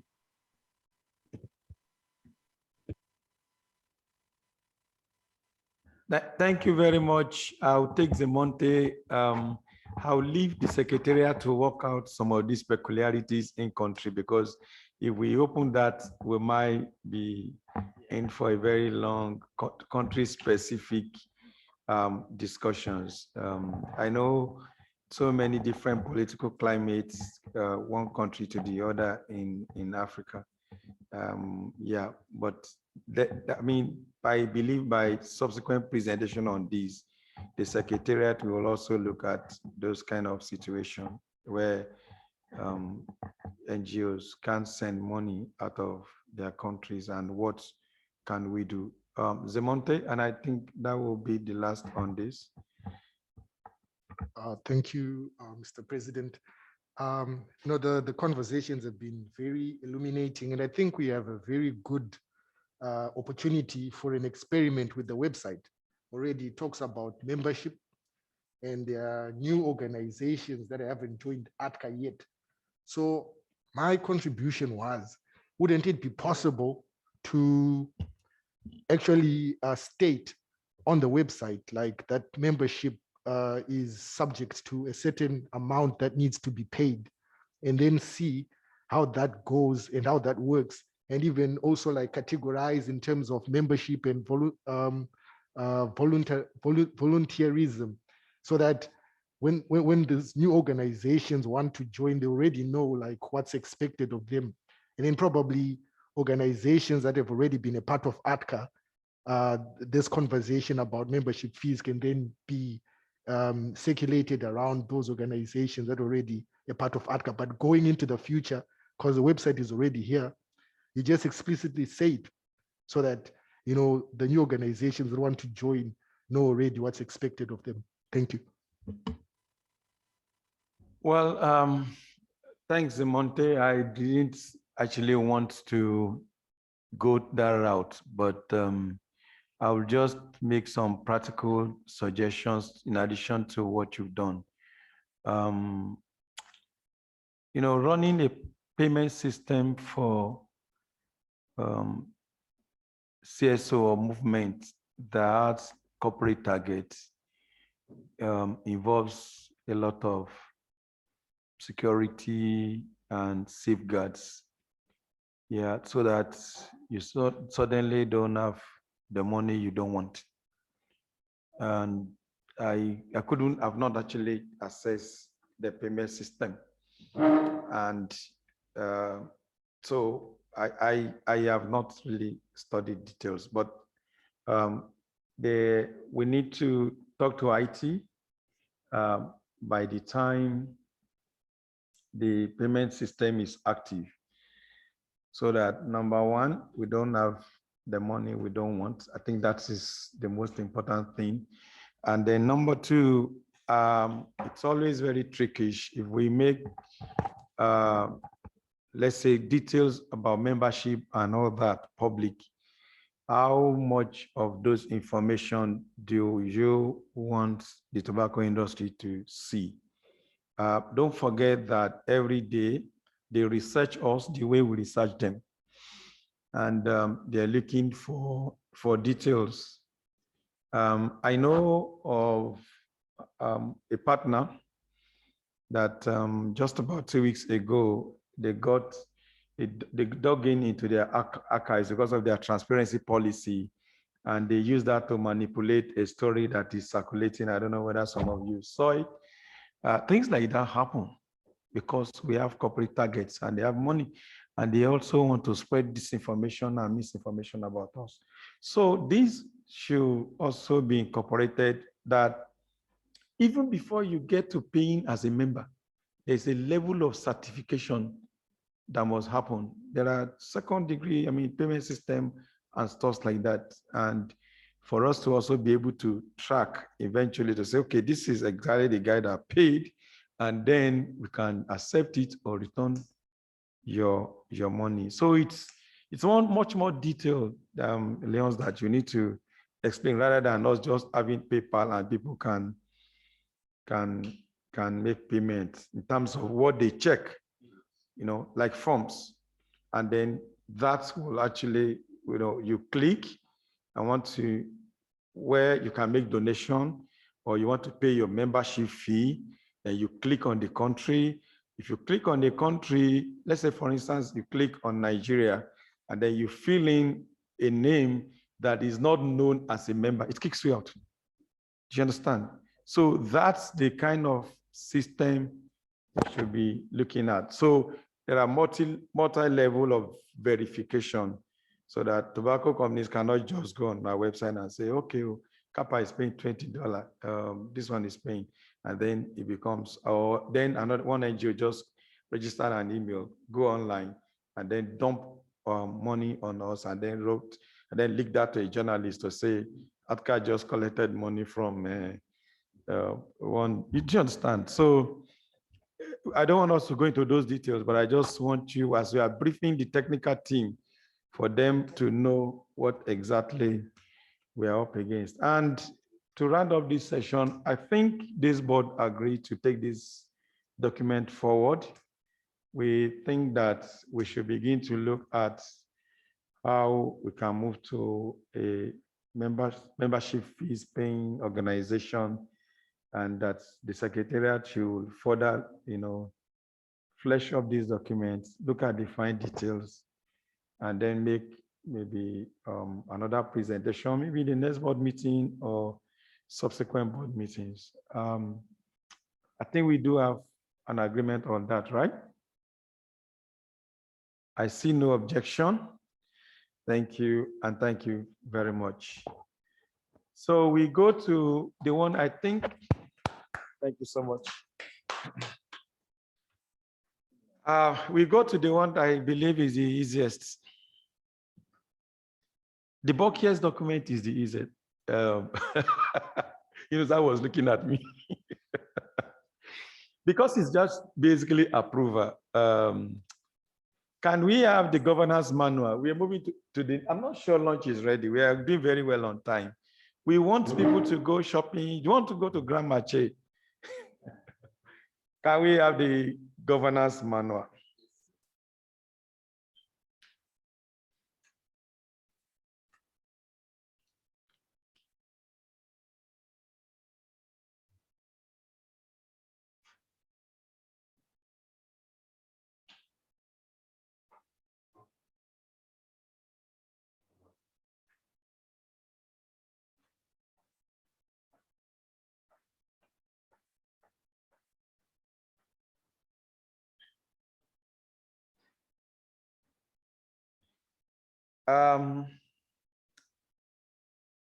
So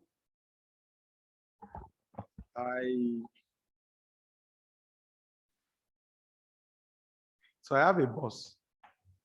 A few people know him. I used to have a boss called Nimo Basi. When you call him to come and declare an event open, and you usually have what they call the welcome address. So if you come and say, I hereby declare the meeting open, that's what he asked me to do. So I hereby present the governance manual. It's a very bulky document, so we're not opening this for debate. It has taken us almost like a whole year or 2 years to get to where we are. So many of us sitting down here made very useful contribution to this document. It is the Bible, if I'll use that word. The Christian here should permit me of operating, or let me say, this is the operating manual for those of us that buy equipment of ATCA. It includes basically almost everything. The vision, the mission, our values, membership rights and responsibility, how to become a member, how to get out, the exit and exit policy, what is the General Assembly, the rights of General Assembly, how to convene General Assembly meetings, your voting rights. If you want to vote by proxy, thank you, just scroll it down like that. I could see the board of directors, what are we, what is the composition, the regions that are represented, the 4 advisors, how to be a special advisor, our rights and responsibility.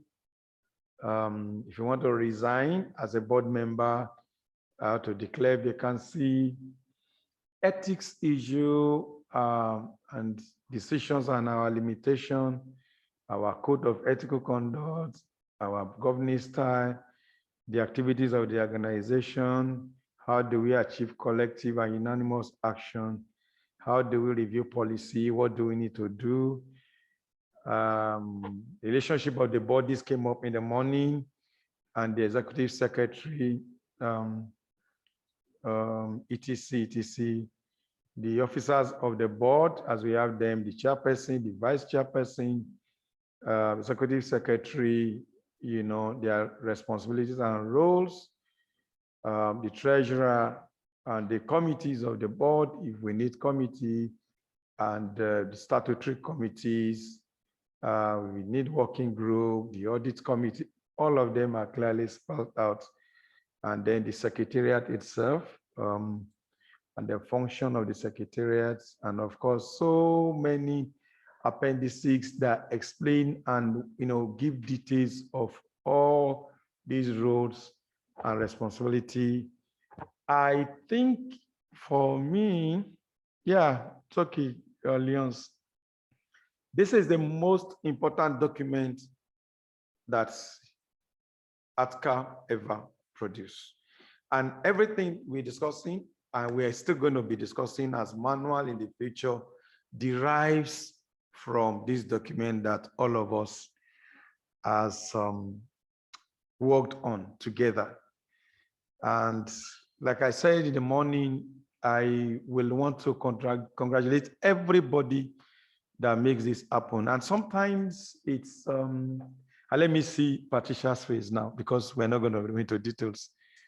Oh, Patricia is gone. Sometimes it's emotional for me, because we started ATCA to prove a point to the world that Africans can sit down in the room and organize and build an institution of our own. And that Africans just, there are people who have this conception that when we are together, we want to build a network, we fight, we box ourselves. We cannot sit down and agree on issues and policy. We can't build institution. We are always fighting among ourselves. And since yesterday, I've not seen us fighting among ourselves. We've seen consensus. And so getting to this point that ATCA now has a solid governance manual that, you know, you can take anywhere in the world for how federations like these are governed makes me personally proud. It took us a long, long year to get to this point. But again, I want to congratulate this board. For in fact, if this board doesn't do more than this governance manual, we should hold ourselves proud to be part of this process. I think we are leaving a legacy for whoever will take over from us. We have given that foundational document. We now have the institution. We have name. I'm sorry, please, Leons. And I said that could be emotional. We had name ATCA. Now we are having an institution. There are two different things, you know. So we are now having an institution that can go beyond us because we have the institution, we have documents to show that this is where we are. So I want to thank you very much, and I'm presenting this document, except there is anything, maybe remarks for approval of the board. It's a living document, but as of today, I have sat down, and the ES knows, it was on my neck several times, and because sometimes I can be very busy, they send me all around, but he made me to read this document. And I can say I am extremely proud that we do have this document. So I'm opening it for short remarks, and then we will move a very historic motion for the adoption and approval of the board manual. The floor is open.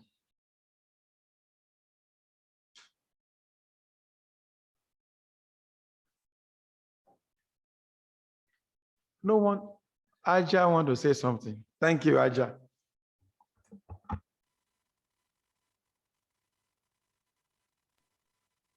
No, I just say it's okay for me, President. This document, it's okay for me. D'accord, that is very good. Thumbs up is also a remark. Dr. Flo, you've been part of this process. I mean,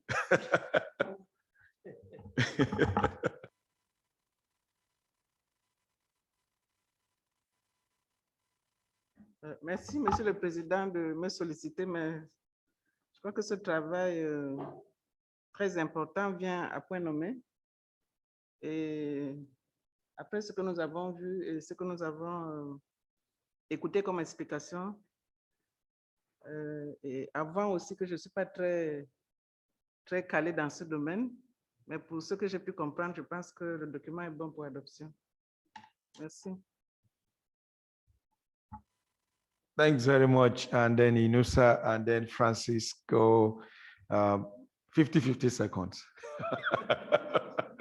Merci, Président. Comme tu peux l'imaginer, ce n'est pas pour apporter quelque chose, c'est vraiment pour apporter mon soutien à ce travail fabuleux. Et comme tu l'as dit, c'est vraiment historique.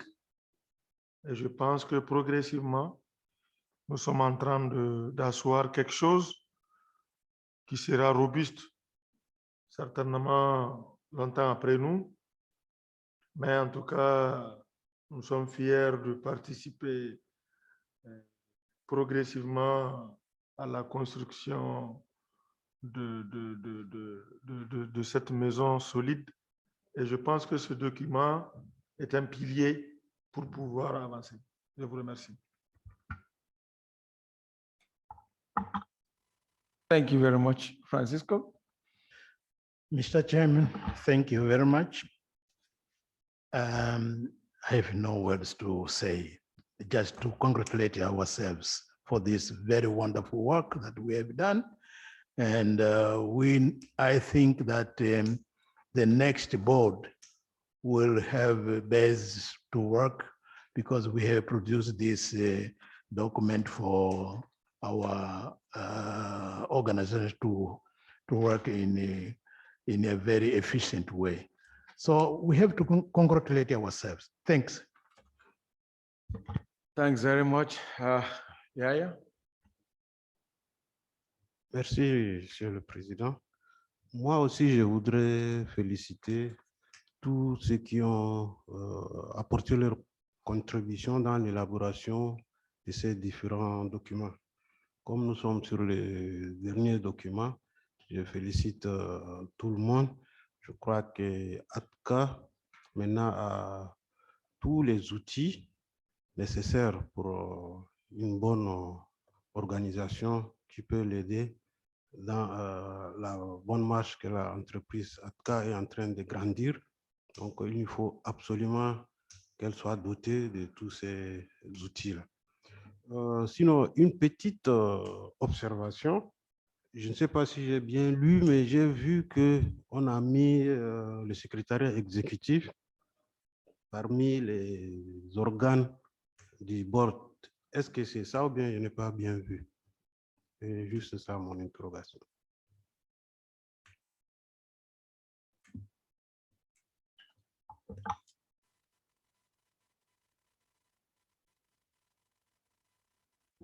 Remarks on before we just take the approval of the governing manual, and people have expressed support and happiness that we got to this very historic day.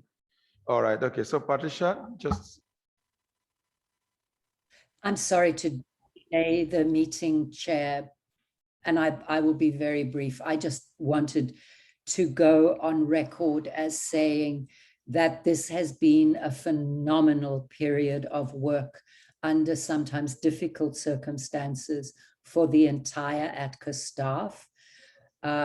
I have very clear memories of being in Lomé for difficult conversations around ATCA's future and ATCA's leadership. And those still hurt my heart, those memories, because it was a very difficult time for us as the board. And it is so good to see now the growth in ATCA. As you've said, Chair, this is an historic moment.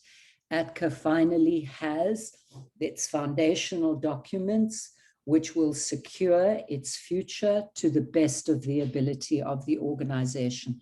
So I simply wanted to go on record to acknowledge our past and to ask us to celebrate this moment with ATCA moving forward under the very able leadership of Leonce and with the support of the ATCA team that has been, the ATCA Secretariat team that has been through a lot. So my biggest congratulations and gratitude to Leonce and to his team. Thank you, Chair. And I also personally want to thank you, Patricia, for standing with ATCA. And I think that very evening that I have a phone call with you, I think I used Allison's phone, if you still remember, in Durban. And you are a very busy, person. And I passionately pleaded that we needed your expertise in this alliance, and you have never disappointed us. And I believe this is a very happy moment for all of us. Thank you for your volunteerism. Thank you for standing firm with Africa anytime you are called upon to do that. And we can't just thank you enough. Thanks. Do we still have any comments? So what we've seen is, please go check whether there are typos, whether you use executive secretariat. Sometimes we could get some of these in translations. So before we have it circulated, maybe you just need someone that's not part of us to take a final look at typos and stuff like that. Usually when we are engrossed in writing, you'll be reading from your head, not from the paper. So we do this final spell check, and then usually you call person not involved to do all that. Yeah, Patricia. Unmute myself. Chair, if the board and the Secretariat are comfortable with it, I am very happy to use and to pay. We at the ILC, because the International Legal Consortium, for those who do not know, at CTFK, use professional services for any legal documents that we send out. So I would be happy to volunteer to pay for those documents to be professionally proofread. This may involve, in English and in French, this may involve a little bit of to and fro where questions are asked, but since Léonce is so splendidly bilingual, for which I envy you and praise you, Léonce, we can have these documents to be absolutely made secure. And then, Léonce, if there are any questions that are questions of interpretation that could need board approval, maybe you can work with Baudet, with our honorable chairperson for that. But I'm happy to pay for that. I think the clap actually shows unanimous approval of the board. But because we had time, I wanted to share a joke. The guy called Goodluck Jonathan, that eventually became president of Nigeria, was a very humble poor man living in a 2-bedroom apartment. So a governor of the state wanted a deputy governor he could manipulate. So he drove to his house and requested that Goodluck runs with him as deputy governor, you know, and he didn't give any answer, but it leaked to people of his community that the governor came to ask Goodluck to become deputy and he didn't accept. He didn't say a word. So the professionals in that community went to confirm, to say, wait, did Alame Sega come to ask you to become deputy, and what did you say?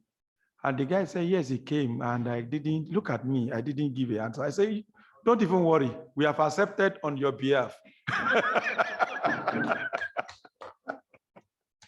And as they say, the rest is history. So I actually wanted to accept on behalf of the board.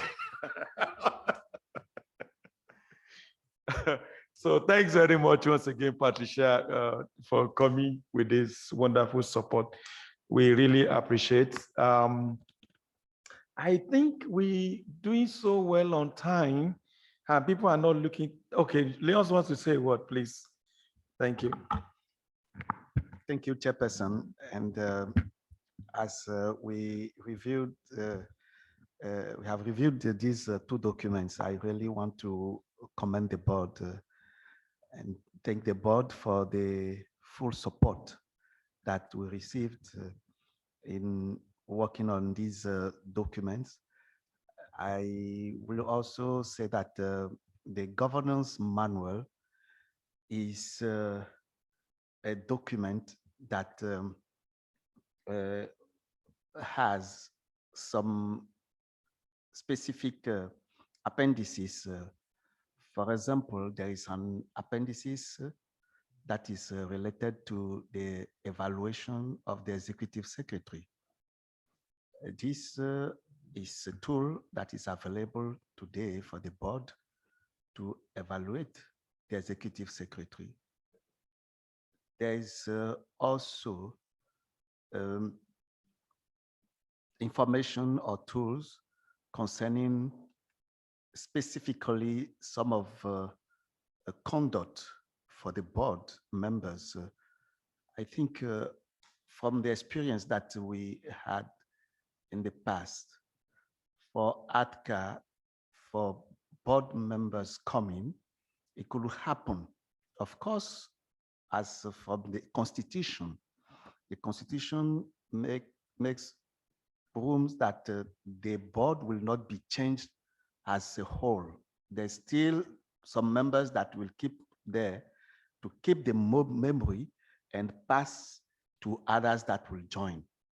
But because there is a need for a document to support what, for example, a board member that is been in the board for 3 years or 6 years now is speaking, will know that he's not just talking in the air, but what he's saying is supported by the governance manual. Then what you will be saying to the new board members is supported by a document. This is really key because when we have new board members, there should be orientation. And this orientation today, we have this governance manual that is giving us the full ways and how to deal with this orientation to support what other board members or advisors that are sitting at the board, they are saying as advisors or are saying as board members that are there before the new ones will come. These are two major things that I will just highlight here, and I'll say that the document is based on the Constitution as it is now. It's based on the Constitution. Now, if it happens that we adjust the Constitution, then we also adjust the governance manual, but it's fully on the Constitution as it is. Thank you. Thanks very much. We have just an information for the board, and I thank ILC and Patricia for this offer, which is really, really, really something that we need. We really thank you. And I also want to inform you that as we are working on this, we received an email from ACBF requesting that their legal department receive the document and review it. This is a request from them. They support financially the development of the governance manual and the other manuals, but specifically they request this for now. We have not yet received any feedback from them. We would surely, maybe they will come with some comments or other things, but for now we have not received. This is about already a month. So I just want to share this information with the board and also have any comment or advice from the board in terms of orientation. Okay. Just two quick things. I think you need to go back to them. We are wrapping up this document. I really don't think the document will be too open for too much tinkering. This organizational document, the board has voted on this document as approved it. If there are cosmetic issues, yes, that will be acceptable. But if there are if they really raise any issue, please, we have to take that to the executive committee. And I think we want to wrap this up quickly so that Patricia can help us with this. And yeah, that's exactly the way I think we should move forward. Let's hear from them within a very short limited of time, and that the board has wrapped up this and we're moving on. There's no point delaying this. We're not submitting this to only ACBF. This is organizational and institutional document, and we can't wait forever for them to. They can only make comments and advise us on these matters. They're not going to write our constitutions for us. With that said, once again, I want to congratulate everybody. I want to thank every member of the board for helping us to this historic point of our organization. Once again, congratulations, everyone. I would suggest we move to AOB. Wow, we're doing so well today.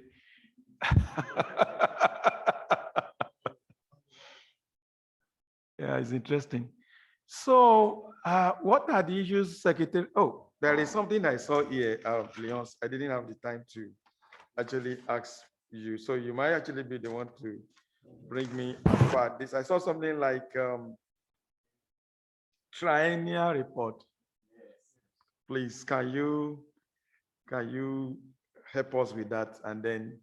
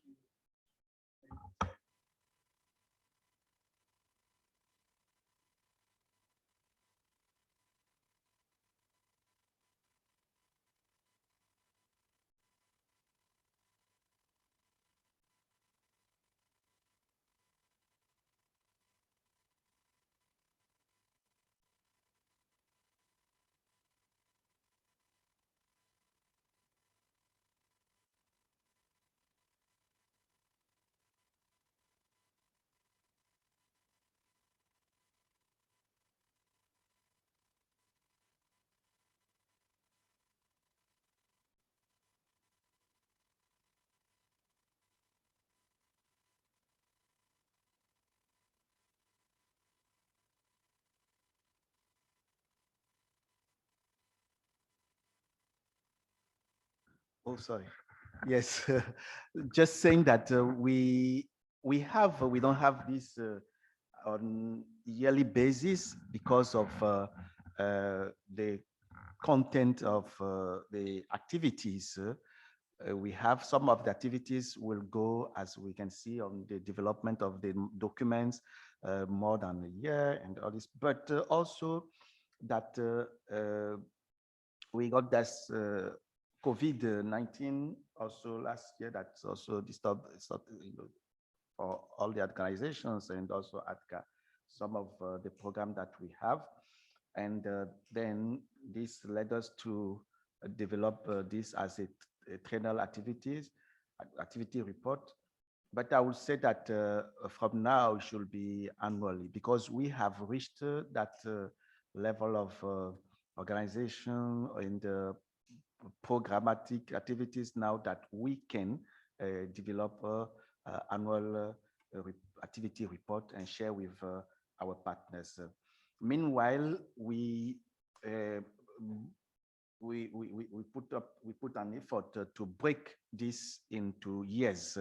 That's how you can see that, of course, we have a compilation here, but there's a possibility to break it easily and separate as a separate annual report.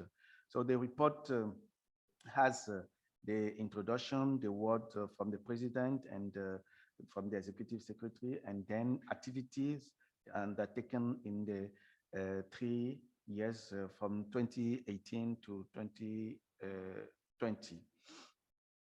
We have the sessions, as you can see, and this for now is fully developed by the secretariat in terms of content, write-up and design, graphic design, but we'll improve it as we will have to do the review of the document. So for the first, for each year, we have the two components. I mean, the two major projects we have for now, from CTFK and the ACBF, and also other collaborations with partners. The highlight in 2018 is from the strategic plan and also all the achievements on the ACBF project and the key achievement on the ACBF project. That's at that time we worked on 4 countries, Chad, Cote d'Ivoire, Niger, and Tanzania. Then in also we have all the governance session as in 2018 and institutional capacity for the organization. 2019, there's this, that's the same frame that we have, same as in 2018. That's the CTFK project and the ACBF project. And so this, again, we have the overview of the activities. And on CTFK, that's the campaign to denormalize the tobacco industry, exposing the marketing to children. This is what we called Big Tobacco Tiny Target. And it was in Madagascar, Zambia, and Sierra Leone. On the other part, we have some small campaigns, like campaigns in Kenya on Battle of Minds or other campaigns that we did to support.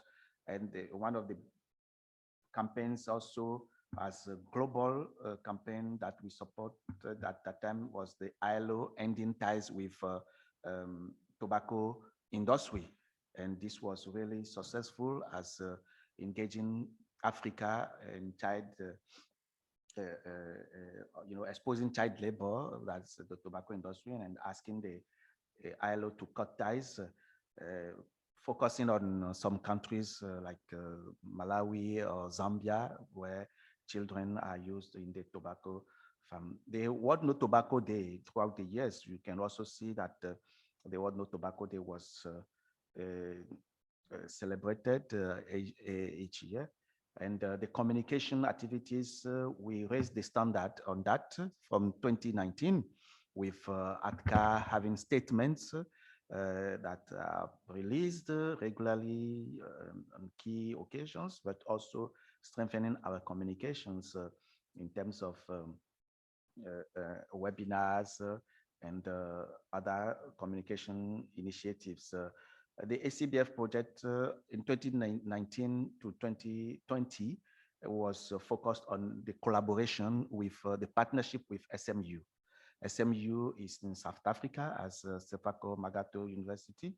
And with ATIM, we have signed a partnership where we now coordinate the tobacco industry interference, monitoring the industry on 12 countries in the continent. This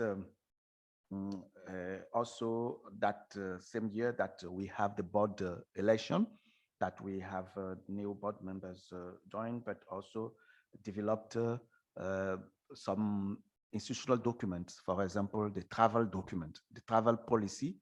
We only had at that moment the manual of administration and the financial procedures. But in 2019, we developed the travel policy. Then, as you know, we now are on other documents as we have developed we started planning in 2019, the mobilization strategy, now developed in 2020. So here, lastly, that's the 2020. We have the overview of the year and the key highlights from the year. That's the monitoring of the industry in the 12 countries where we support capacity. We support our members, the alliance members in those countries, where we also we had some campaigns to expose the industry. And we have, for example, the campaign in Kenya, but also the campaign that was called Big Tobacco Allies, that was in Nigeria and Zambia and Uganda.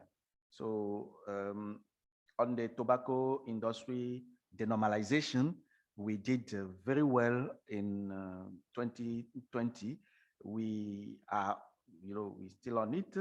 We are moving very well, and the support to country members is growing in this area. We have a good, strong collaboration with SMU, with monthly review of our activities. So this, we're moving well. But also on the communication and information and knowledge sharing, there was a good move in the region, as we were able to engage our partners, our traditional partners, CTFK, ACBF, CTCA, SMU, But beyond these partners, we were able to engage to organize these initiatives with universities.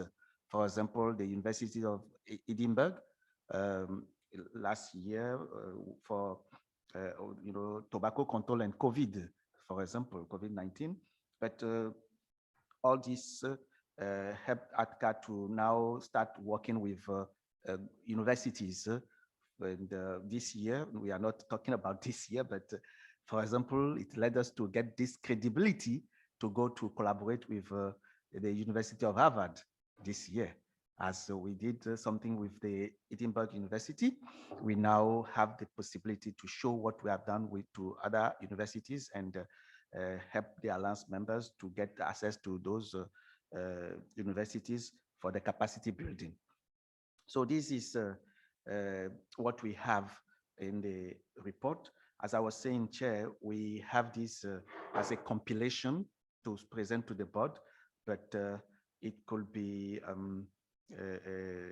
split to come as a separate document. And we will have then two documents, I mean, this compilation, but also have it separately as for each year. On the 3 years, I want to highlight our engagement at global level. It was so good to see the request that we received, for example, to support South Africa. And I thank you, Chair, at that time for the letter to the Minister of Health and to Dr. Dlamini Zuma to support her effort to stand firm against the industry during the COVID-19, last year. Also, our support to Ukraine. We received that request from Ukraine for Africa. I mean, civil society body in Africa to come to write a letter to the parliament so that the parliament can accelerate the adoption of the tobacco control law. This is really something that, of course, it was through our partner, CTFK, the Campaign for Tobacco Free Kids, and the Africa Program Director came to us asking for this support. But this support even was from the country civil society organizations that said Africa civil society organization can come and help them to put pressure on the parliament. This was great. And we also were able last year to start to expand our collaboration, our partnership, not just to our regional partners or tobacco control organizations, but global tobacco control organizations. We have the union. Today, ATCA has an entry point to the union. We collaborate on specifically some activities. We have GGTC, as we highlighted yesterday, with the index, as we have to produce now the first regional index for Africa, but also country index. But this started last year, where last year we were able to engage other countries like Mozambique, Nigeria in the index. And this year they asked for more, and we basically engage Francophone countries. Vital strategy is the communication leg of the STOP partnership. So on the communication, since they saw that in Africa, ATCA is having a leadership, ATCA is a leader in leading the communication in Africa. They also came to us to support dissemination, communication, exposing the industry, used in Africa. So we have a strong collaboration with the communication team to do this. So thank you very much, Chair. This is briefly what we have for the 3 years in the activity report. Thank you. Thanks very much, Leons, and thanks for helping to step back to document what ATCA has been doing. I think this is very good. It's not always easy to take a pause when you have so much to do to document these things. And I was about to raise a question, why did you make it a triennial and then challenge you the more? I have a saying in my organization, the reward for hard work is more work, and everybody will laugh. Now, I know why you are trying to cluster this together, but I would suggest that you make 2020 stand alone. We might document 2018 to 19 as a cluster, but the global practice is for NGOs to have annual report. And I think we should try, I mean, it's just a matter of design and they look nice, to start that annual report culture from 2020 and then begin to maintain that, because often some funders actually check whether you do annual reports.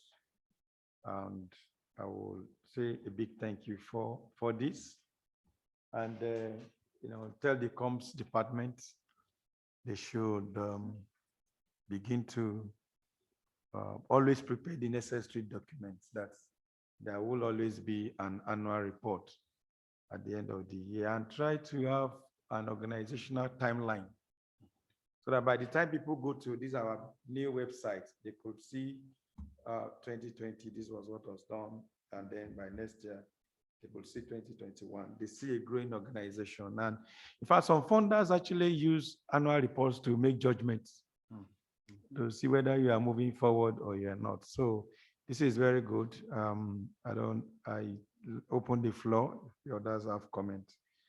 And don't hesitate to call some of us if you need one or two things for us to help in shaping the annual. You do have tons and tons of materials that can give you very good annual reports. Yeah. Any comment on this? Hello? Do we still have Patricia online? Yes. Yes, she's there. She's raising her hand. Yeah. Oh, okay, good. Thank you, Chair. Two things, and I'll start with the small one first. I did in the chat box make an editorial suggestion. This editorial suggestion is around the use of the word administered by CTFK. I think this is a question of translation from French to English, but from CTFK's relationship with its donors, the Gates and the Bloomberg Foundations, CTFK is not actually permitted to administer any projects. We are allowed to sponsor, to support those projects, to provide technical support, which includes financial support. But we must, before publication, please change the word administered by CTFK or administered by ACBF. The reason behind this is that the organizations to whom technical support is provided must not dominate the grantees. So the work is actually done by the grantees. So I'm happy to take this offline and we can finesse the wording with the Secretariat, but that is one plea that I would make. I think if CTFK's donors, Gates or Bloomberg, saw an expression like that, they would be asking us for some very serious meetings. My second point, which is, if you will permit me, as one of the founding board members of ATCA, and I am not the only one in this room, virtual room, that is a founding member, I know that, but I well recall the night that Bode phoned me in Durban in 2008 and said, Patricia, would you make yourself available to the board? And I had deliberately not attended that meeting I had put myself in the background because I do not believe that it is my place to dominate. And since at that particular meeting, CTFK was already a major funder in Africa, and I am an employee of CTFK, I wanted to step into the background. I wanted to take my seat at the back of the room, not the front of the room. But when Bode phoned me and explained why he thought it would be a good idea for me to be available for the board, Bode was very persuasive. And so I agreed with some misgivings because, as I say, I do not wish to dominate in any way. Now, that said, I cannot begin to tell you how happy my heart was in 2007 and 2008 when ATCA began to talk, when the African tobacco control NGOs began to talk seriously about an alliance for African tobacco control NGOs. And I say this because up until the end of 2006, I wore a government hat, not a civil society hat. It was only at the beginning of 2007 with the Bloomberg Initiative that I began to wear a civil society hat. And while wearing my government hat, I was very privileged, very honored to have been appointed South Africa's negotiator for the FCTC from 2000 to 2005, up to the first meeting of the Conference of the Parties. And it became apparent to me during the treaty negotiations as just one of the African countries that Africa had the power to lead, that Africa had the willpower for its governments to stand together, to put aside their differences, even our differences with the tobacco growing countries. We found common ground. We found each other. We talked in the corridors. We persuaded each other. We supported each other. And from INB2 to INB6, Africa spoke with one voice. Africa spoke with one voice. This was not easy. We disagreed on some things, but we took our disagreements onto African soil. We met in Johannesburg. We met in Malawi. We met in Algeria. We met in Côte d'Ivoire. I think I'm forgetting one. I apologize. But each year we met on African soil. Twice a year, in fact, we met on African soil. And as Africans, sometimes throwing even the WHO out of the room, asking them very nicely to leave, so that as Africans, we could find our common ground. This made us powerful in the negotiations. And there are even academic articles that were published by non-Africans that say that the strength of the FCTC is based on the power of the African countries. 46 countries standing together and speaking with one voice. We could not be defeated. We could not be moved. And do you know that even though we do not have much money in Africa, not even the money of Germany, the United States, Japan, and China could intimidate us as the African negotiators. It was a glorious time. And it was the first time in the history of the United Nations. I have researched this. It is the first time in the history of the United Nations that African countries stood together to negotiate with one voice. Why am I going backwards today? You might be asking. I'm going backwards because that strength that the governments displayed could only be echoed by civil society if civil society had its own alliance where it could talk with one voice about tobacco control in Africa. And that is why we have to celebrate ATCA and celebrate this new day for ATCA, where ATCA has come so far that we could produce a triennial report of strong activities.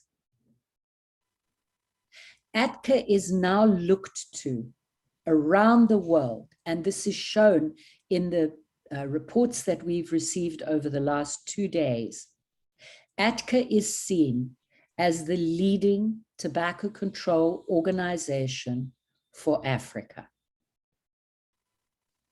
ATCA, which is the oldest of the tobacco control alliances for civilized society, now looks to ATCA as a partner, as an equal. The FCA looks to ATCA as a partner and a leader. And I think that it is very important for us to look back, to see where Africa's roots in strong tobacco control lie, to acknowledge those roots, and now to look forward to celebrate the tremendous achievements of the civil society groups in Africa. I am so proud to be a member of ATCA. I served on the board for my 2 terms, and I am so honored to still be an advisor to the board. I do not take this lightly. I do not take your trust lightly. I really am honored to be a part of an extraordinary group of leaders. And I hope that we can all use this day to celebrate this triennial report. I don't mind, Chairperson, whether it is an annual report or a triennial report. I just look at this report and I think to myself, how far we have come since 2008. It's only 13 years. And now we are seen as ATCA as leaders in civil society for tobacco control in Africa. So I want to thank our founding board members, people like Rachel Kitonyo and Fabrice Ebekojo, and so many of the founding board members, Isa Ali. I'm not going to remember everybody now, but I want to pay tribute to everybody who has worked so hard to make ATCA the world leader that it now is. So thank you for hearing me out.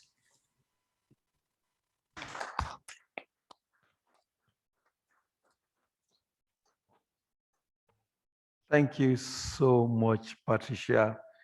I said it earlier, today is emotional for some of us, and struggling so hard to hold ourselves. I mean, I just think it's just good to just adopt all that you have said, because I said at some point that ATCA was also about proving to the world that we can do it. And the road was rough. certainly, very turbulent. But I just think that we are very fortunate that we are also witnessing this very historic moment that, as I said earlier, we moved to this level of institutionalizing the organization, and we can raise our head high anyway with any funder to say, yes, we are part of ATCA. We will celebrate, maybe not today, but certainly I know that something will bring all of us physically together to be able to celebrate that years of struggle. I mentioned it somewhere before. We lost Moyunda. May his soul rest in peace. That one day we'll have an event that will bring all of us back into the room to actually share drinks and say we made it. And that's the legacy we will be leaving behind. And thanks very much, Patricia. It's quite emotional for, I think, some of us who are part of this process. Inusa is here too. Yeah, so thanks. We struggle with so many names. We actually struggle with sub-regional groups. People will not, you know. I have to beg the big elephants, like, practically beg them to say, you are already too big. I would not be on the board. Let's get it going and leave our personality. It's a long story. Anyway, it's a great day. Can we move to AOBs? Yeah. So what are the issues, Secretary, that we have pushed to parking lot since yesterday? No, I think I want to raise one very important one, although I did discuss it with you, and maybe before, you know, Patricia can take her leave. I saw a mail yesterday. Okay, I raised it with you about a tobacco conference and development. Can you just advise, maybe you brief the board? I've gotten several mails from Nigeria about participation and things like that. Yeah, I don't know whether, have you all seen, there is a mail about, I don't even know whether it's virtual because I've not read into details. it's a virtual conference. Oh, okay, virtual conference, good. Yeah. Donc, c'est une conférence en ligne que CTCA, dans le cadre de son projet avec la CBF, a prévu organiser. Et à cause de COVID, la conférence a été repoussée jusqu'à cette année. Ils avaient prévu faire cette conférence en présentiel, mais COVID n'a pas permis que cela ait lieu. Et donc, ils ont prévu maintenant faire ça en virtuel. Et la conférence est prévue pour novembre de cette année. C'est une conférence qui a comme la structure de la conférence mondiale sur le tabac et la santé. Donc, ou comme les conférences que l'Union organise. Et ils ont demandé l'expertise de l'Union. Étant donné que l'Union a fait beaucoup de ces conférences, ils ont demandé l'expertise de l'Union afin de pouvoir construire cette conférence pour l'Afrique sur le schéma que l'Union utilise. Et CTCA a contacté les partenaires régionaux à un moment donné, et, y compris le secrétariat, avec CTFK, avec d'autres partenaires régionaux qu'ils ont contactés pour qu'il y ait un comité de supervision pour pouvoir discuter de cette conférence. Et puis, le contenu tel qu'ils ont envoyé, ils ont circulé. il faut reconnaître que la préparation technique revenait à CTCA, vu qu'ils l'ont intégré dans leur projet et c'est eux qui l'ont réalisé, et avec la CBF comme partenaire principal. Nous sommes associés comme des partenaires techniques au niveau de la région. C'est vrai que hier, nous avons noté l'annonce qu'ils ont fait circuler, mais nous n'avons pas vu, même que nous avons été reflétés présents dans cette organisation de la conférence, et nous avons vu juste le logo de CTCA et le logo de la CBF. Sur le site, ils ont développé un site web comme l'Union le fait, et même sur les documents, il n'y avait pas eu mention de cela. J'ai pris l'observation des membres du conseil qui m'ont approché hier, et à la fin de la réunion, je vais écrire à Dr. Jim pour lui notifier cela, mais aussi que cela soit mieux structuré en termes de structure, de dissémination. Le CTCA n'a pas demandé à ATCA spécifiquement de faire la dissémination, mais ils ont utilisé leur répertoire de membres ou de collaborateurs dans la région pour disséminer. Ils ont aussi envoyé sur le groupe WhatsApp de Tobacco Control pour disséminer. Et je crois que je dois faire rapidement une discussion avec Dr. Harriet de CTCA et Dr. Jim pour qu'on puisse cadrer cela. C'est ce que je pense par rapport à la situation. Merci. I see Patricia's hand up. Patricia, you want to contribute to this? No, I'm so sorry. My hand was up before. I'll take it down. Okay, so this is what I shared, I think, privately with you, Leonce. I think we are no longer begging to be recognized for tobacco control in Africa. And I don't think ATCA now needs to be validated by others.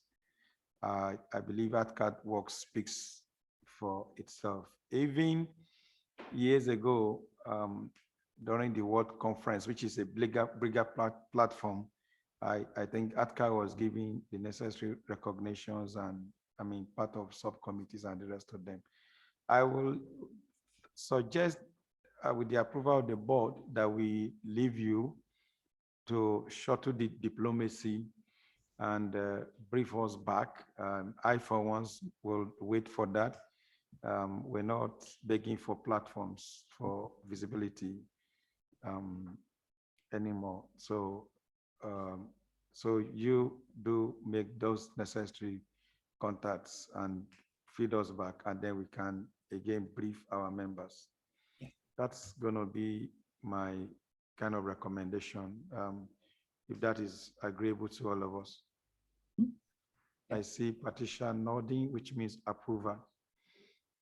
Then back to the reports, you know, Patricia just got me completely off and it was, you know, I don't know whether this is still possible, but I just want to say this for subsequent reports.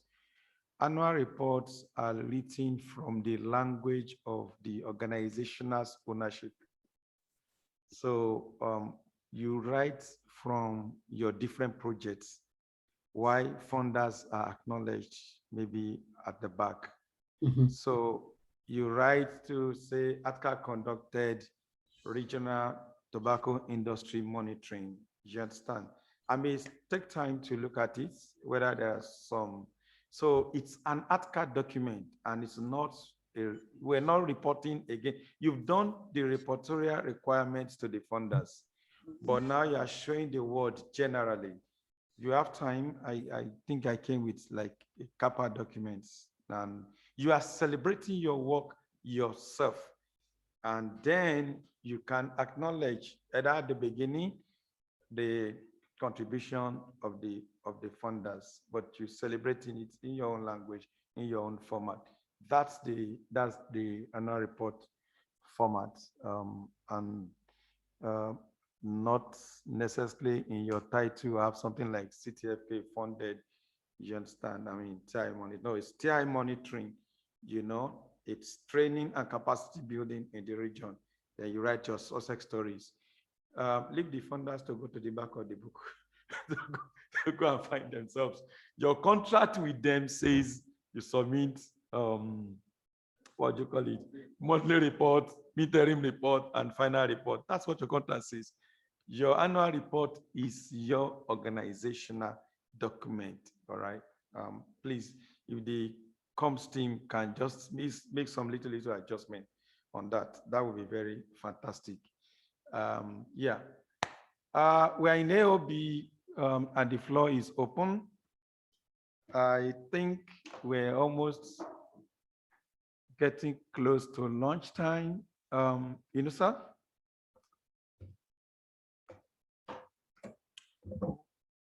Oui, merci, Président.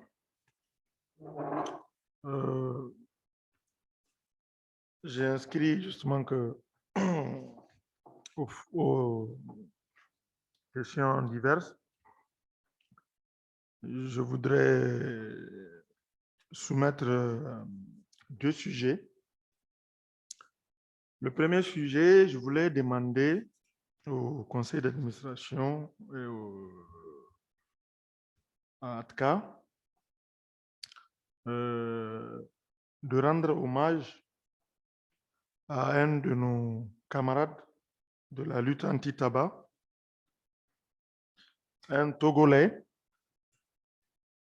Il s'appelle Thomas Lero Chassao.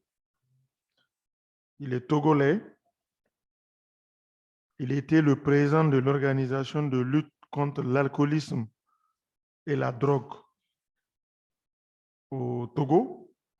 Et c'est la première organisation de lutte anti-tabac du Togo.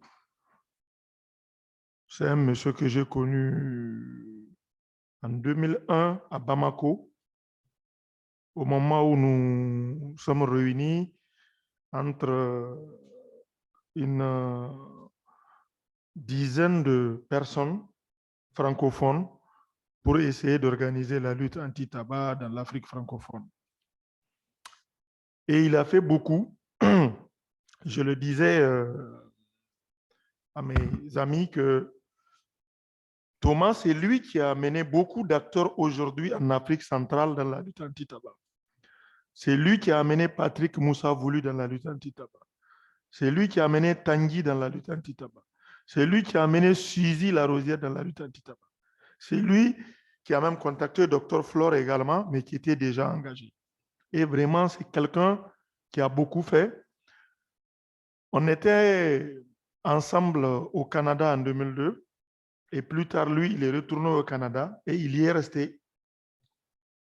Ça fait 19 ans qu'il est là-bas. Il a rendu l'âme il y a une semaine de cela au Canada, de manière très brusque. Et je crois que j'ai vu le programme de ses funérailles. Ça a été publié sur sa page Facebook par son service où il travaille là-bas au Togo et au Canada. Donc, c'est vraiment quelqu'un de très important.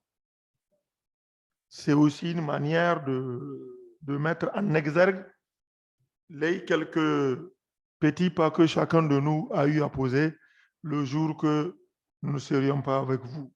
Donc, je voulais vraiment proposer, nous sommes disposés à apporter tous les éléments de son parcours, ne serait-ce qu'une petite publication, un texte pour partager, pour qu'on sache que c'est quelqu'un qui a grandement contribué à la lutte anti-tabac, surtout ici au Togo. Il était le premier acteur. C'est lui qui a mobilisé Ebé Fabrice dans la lutte anti-tabac, par exemple. Et beaucoup d'autres, les Aledji, Ghislain et d'autres. Donc, vraiment, c'est un acteur majeur. Et quand il était au Togo, il travaillait avec le gouvernement et ça a facilité beaucoup de choses. Donc, voilà ma première proposition. Ma deuxième, C'est une idée que j'ai à l'esprit et j'ai l'opportunité de partager aujourd'hui avec les autres. Je voudrais que ATCA, avec un chef, le président du conseil d'administration, puisse prendre l'initiative de rédiger un peu l'histoire de la lutte anti-tabac en Afrique.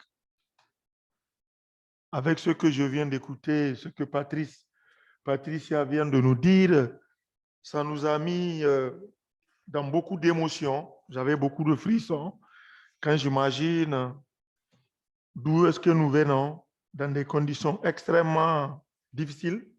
Et je pense que c'est très bien de pouvoir écrire quelque chose, ça va être éternel. Et ça va permettre à la nouvelle génération des acteurs de la lutte anti-tabac de comprendre qu'on n'a pas commencé avec la Fondation Gates, où encore il y a beaucoup plus aujourd'hui d'opportunités et d'abondance pour pouvoir s'engager, qu'il y avait beaucoup de difficultés, qu'il y avait beaucoup d'histoires derrière. Et je pense qu'on peut documenter ça.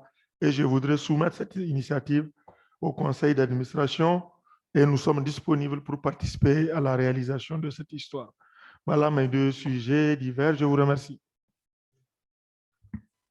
Thank you very much, Inusa. I think for your first observation, we can just right away do the needful, after which I'll comment on the second one. I actually know Thomas, and we met, as you remember, also. What looks like our first NGO meeting was in Canada by IDRC then.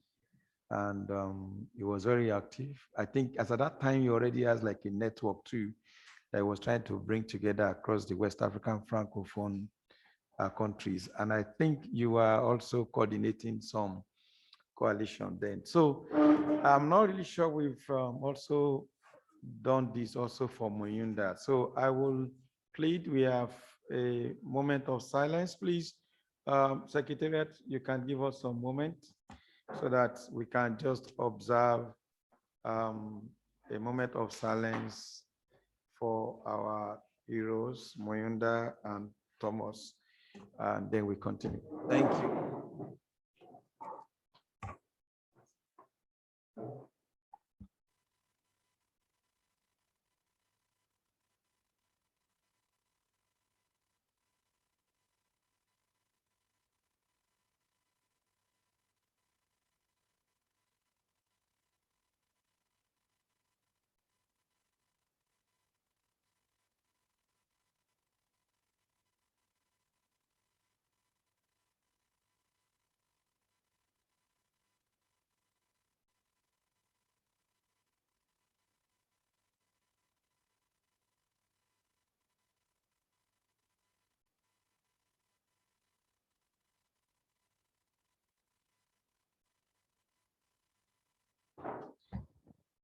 Thank you so much, Inusa.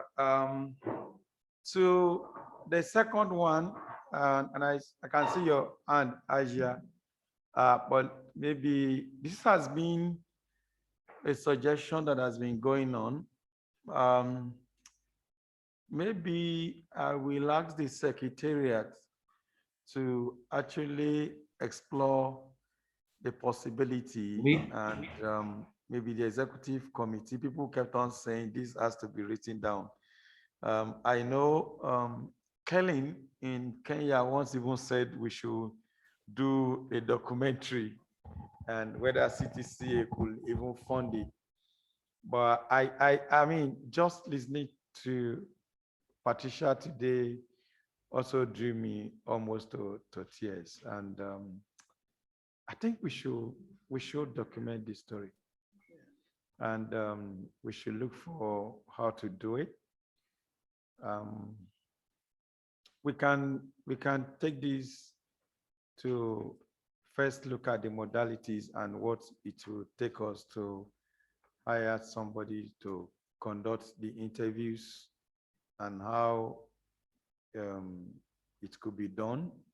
Then we'll look at what kind of resources that we'll need and whether we can get support for it and whether we can also support it as organizations in the continent. But I think I've been, Francisco here has told me like several times, I kept on, but I just think, yeah, there is an history. We do have history, and everybody's role should be acknowledged. We were lucky to have been part of that history. And it will also help people coming after us to know where we're coming from and why we took certain actions and who are there and in the room. So, yeah, and people who encouraged us, who supported us in getting to where we are. So we can continue this discussion, maybe like a small group, to look at the modalities, and we possibly might need just one very good journalist who can conduct interviews, transcribe it, and then turn it into a storyline, and it should be good. So I think it's something we should explore, and yeah. So Aja, you have your hands up. Oui, Monsieur le Président. Donc, par rapport à l'Assemblée générale et les membres qui participent à l'AG, je trouve que pendant la première convocation, on atteint toujours le quorum. Est-ce qu'on peut faire quelque chose pour dynamiser ou, je ne sais pas, que les membres qui est à 120 ONG, je crois, mais on n'arrive pas toujours à trouver que 10 ou 20 participants pendant l'AG. Est-ce qu'on peut faire quelque chose pour redynamiser les membres actuellement? Merci.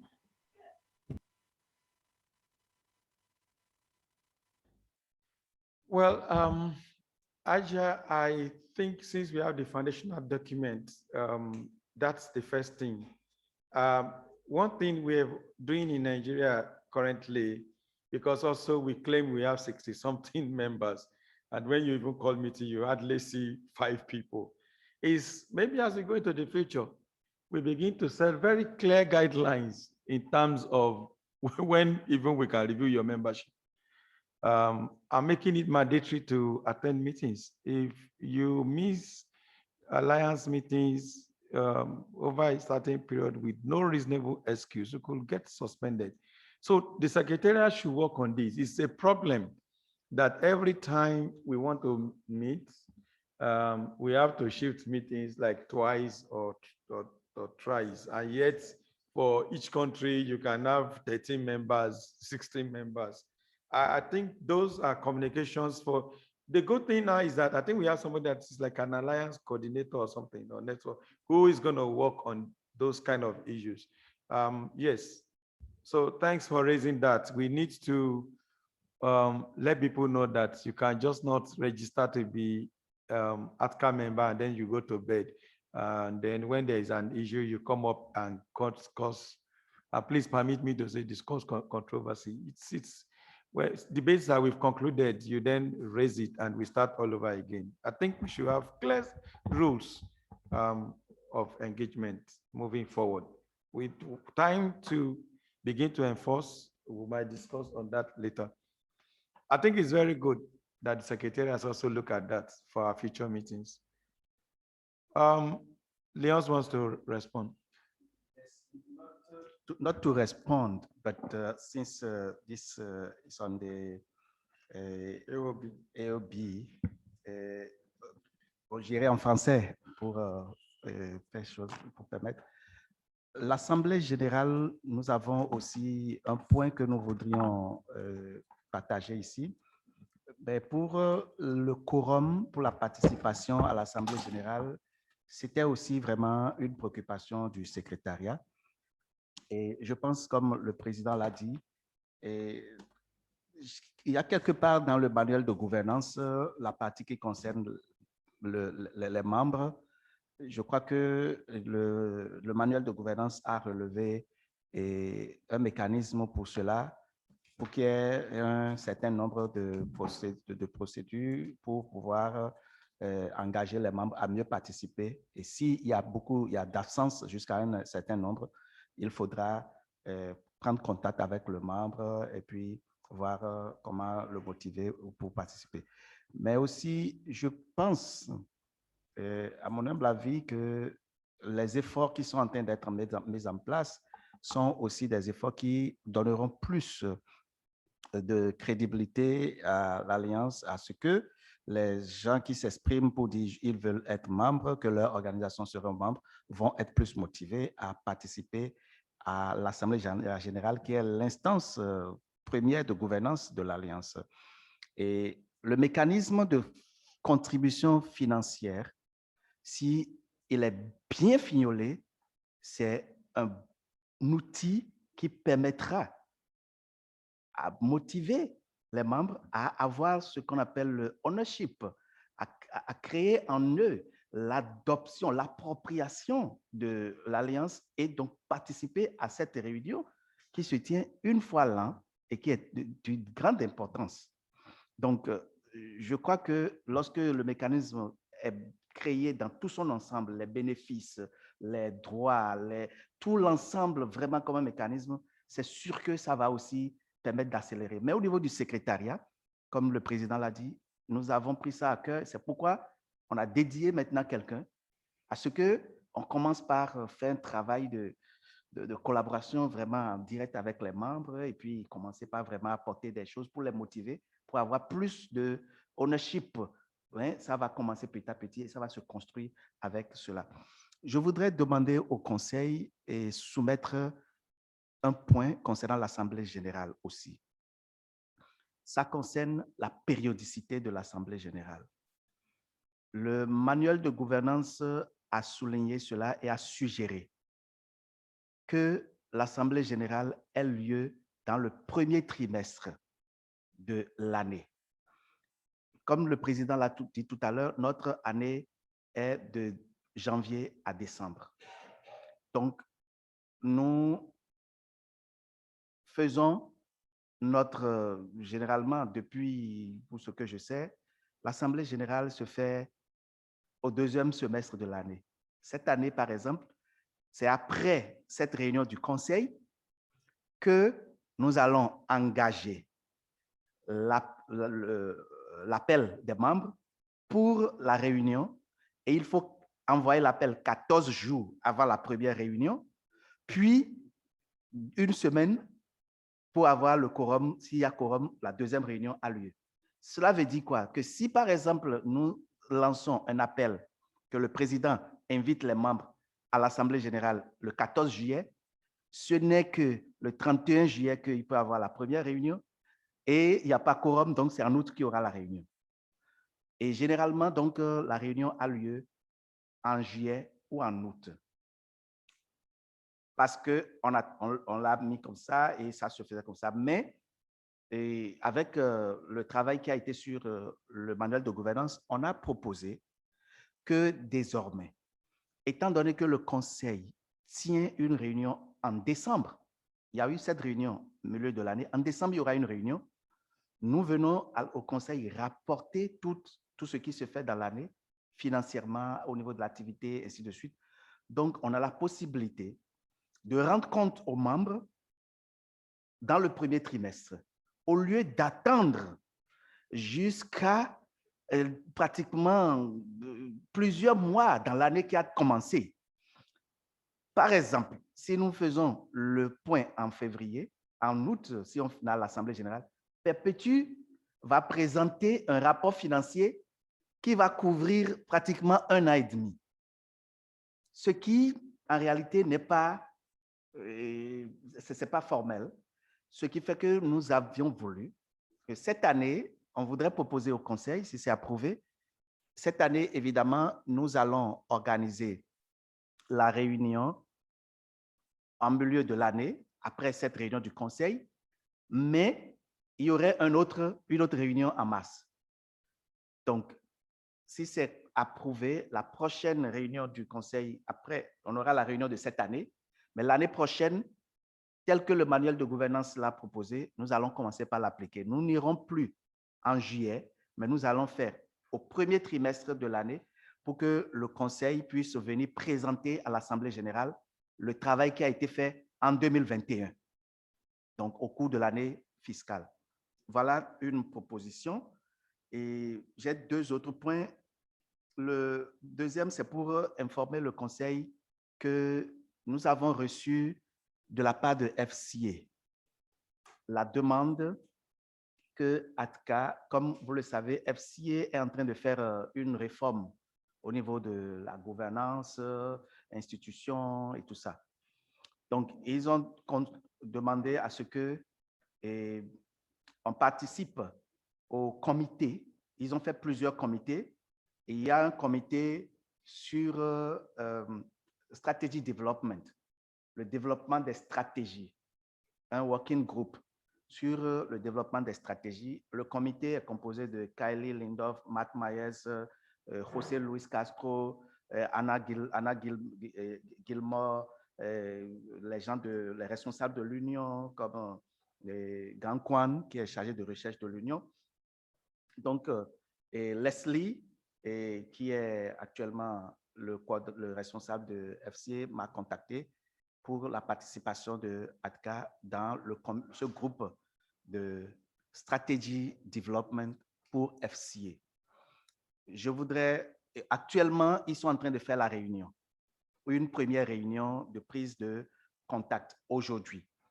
Et nous n'avons pas pu participer, mais j'ai demandé à Leslie que nous ayons le compte rendu et le recording, donc l'enregistrement de la réunion.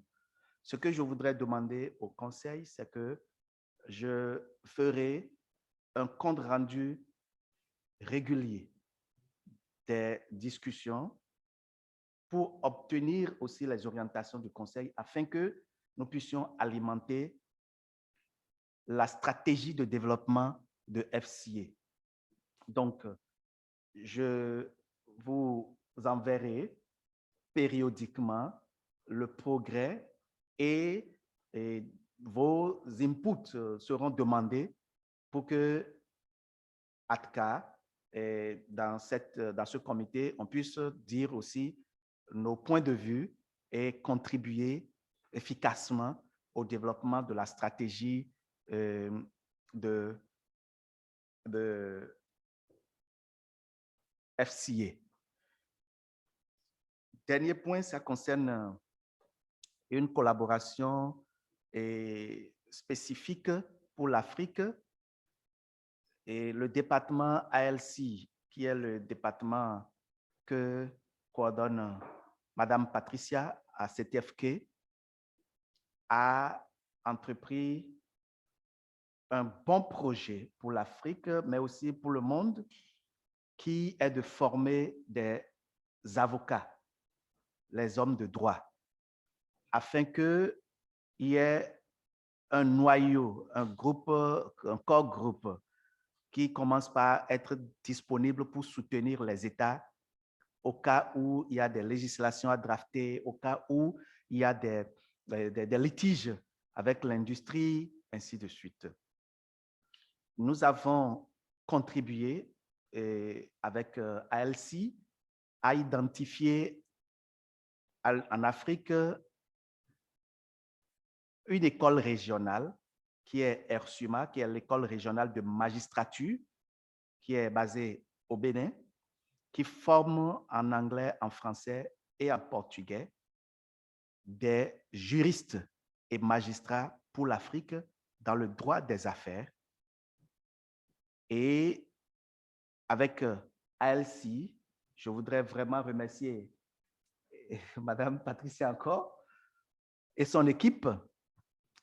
ATCA a aidé à identifier l'école régionale et actuellement, il y a une bonne collaboration qui a commencé avec l'école pour identifier, sélectionner des juristes et les former.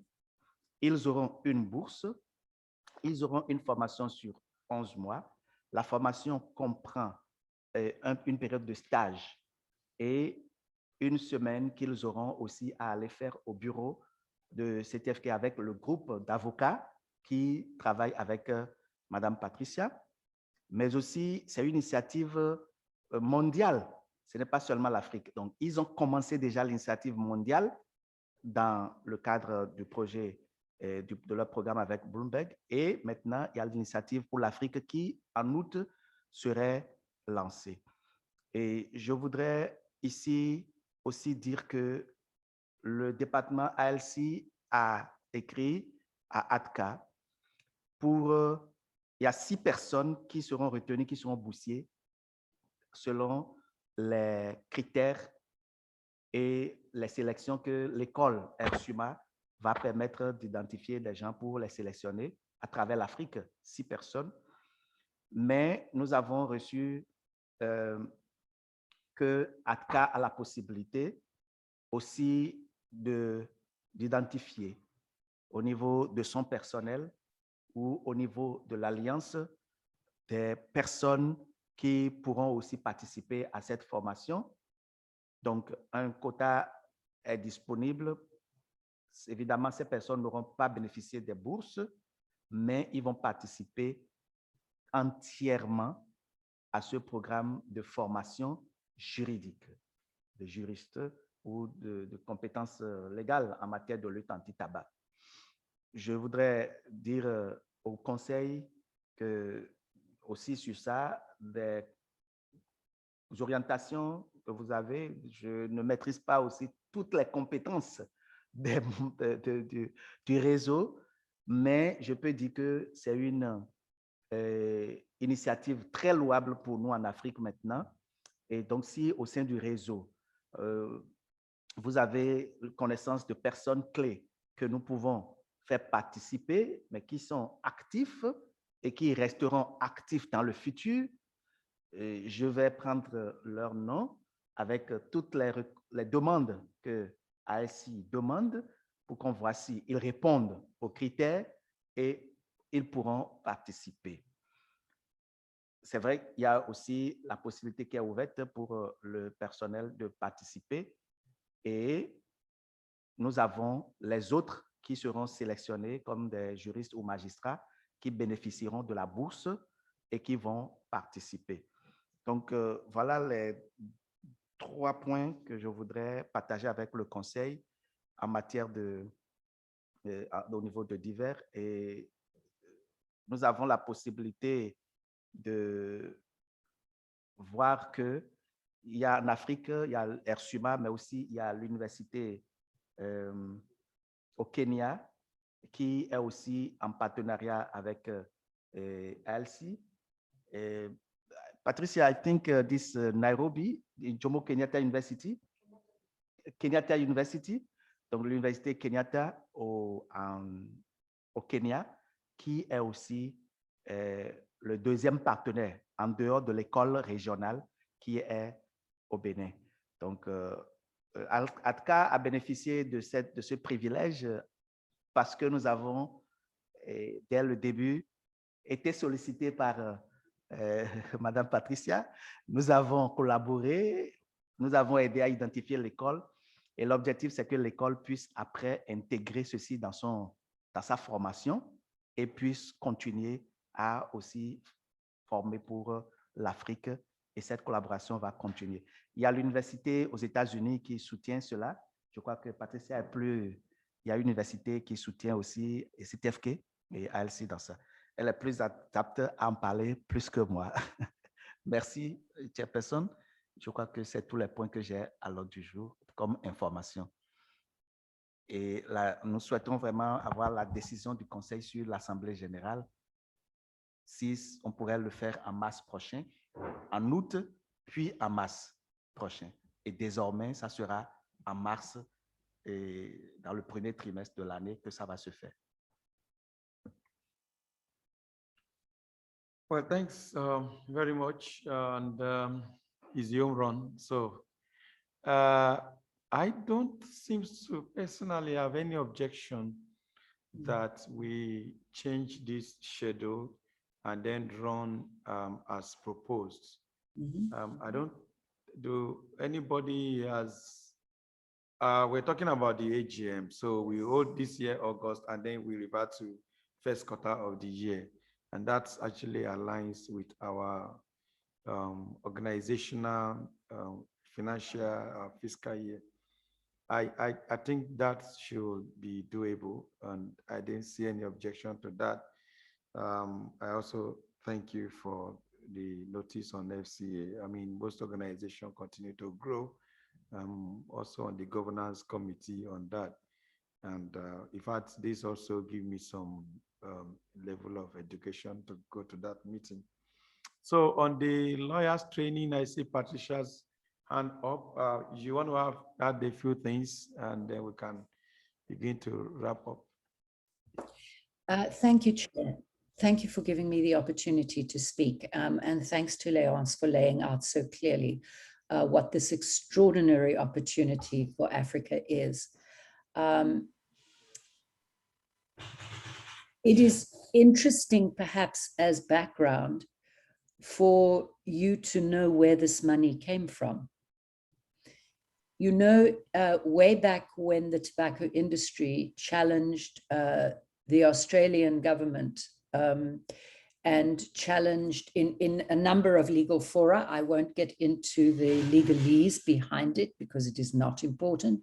But the point was that Bloomberg and Gates were both so upset that the industry was challenging countries through the WTO, through trade, that they supplied a pot of money to CTFK to help governments to face those challenges and take them on.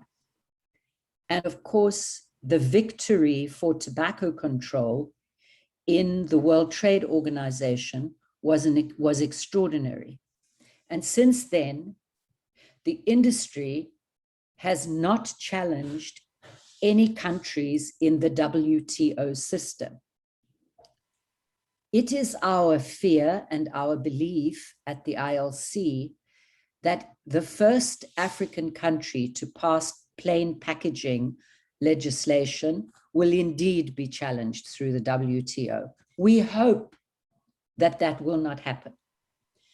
But if it does happen, the support will be there.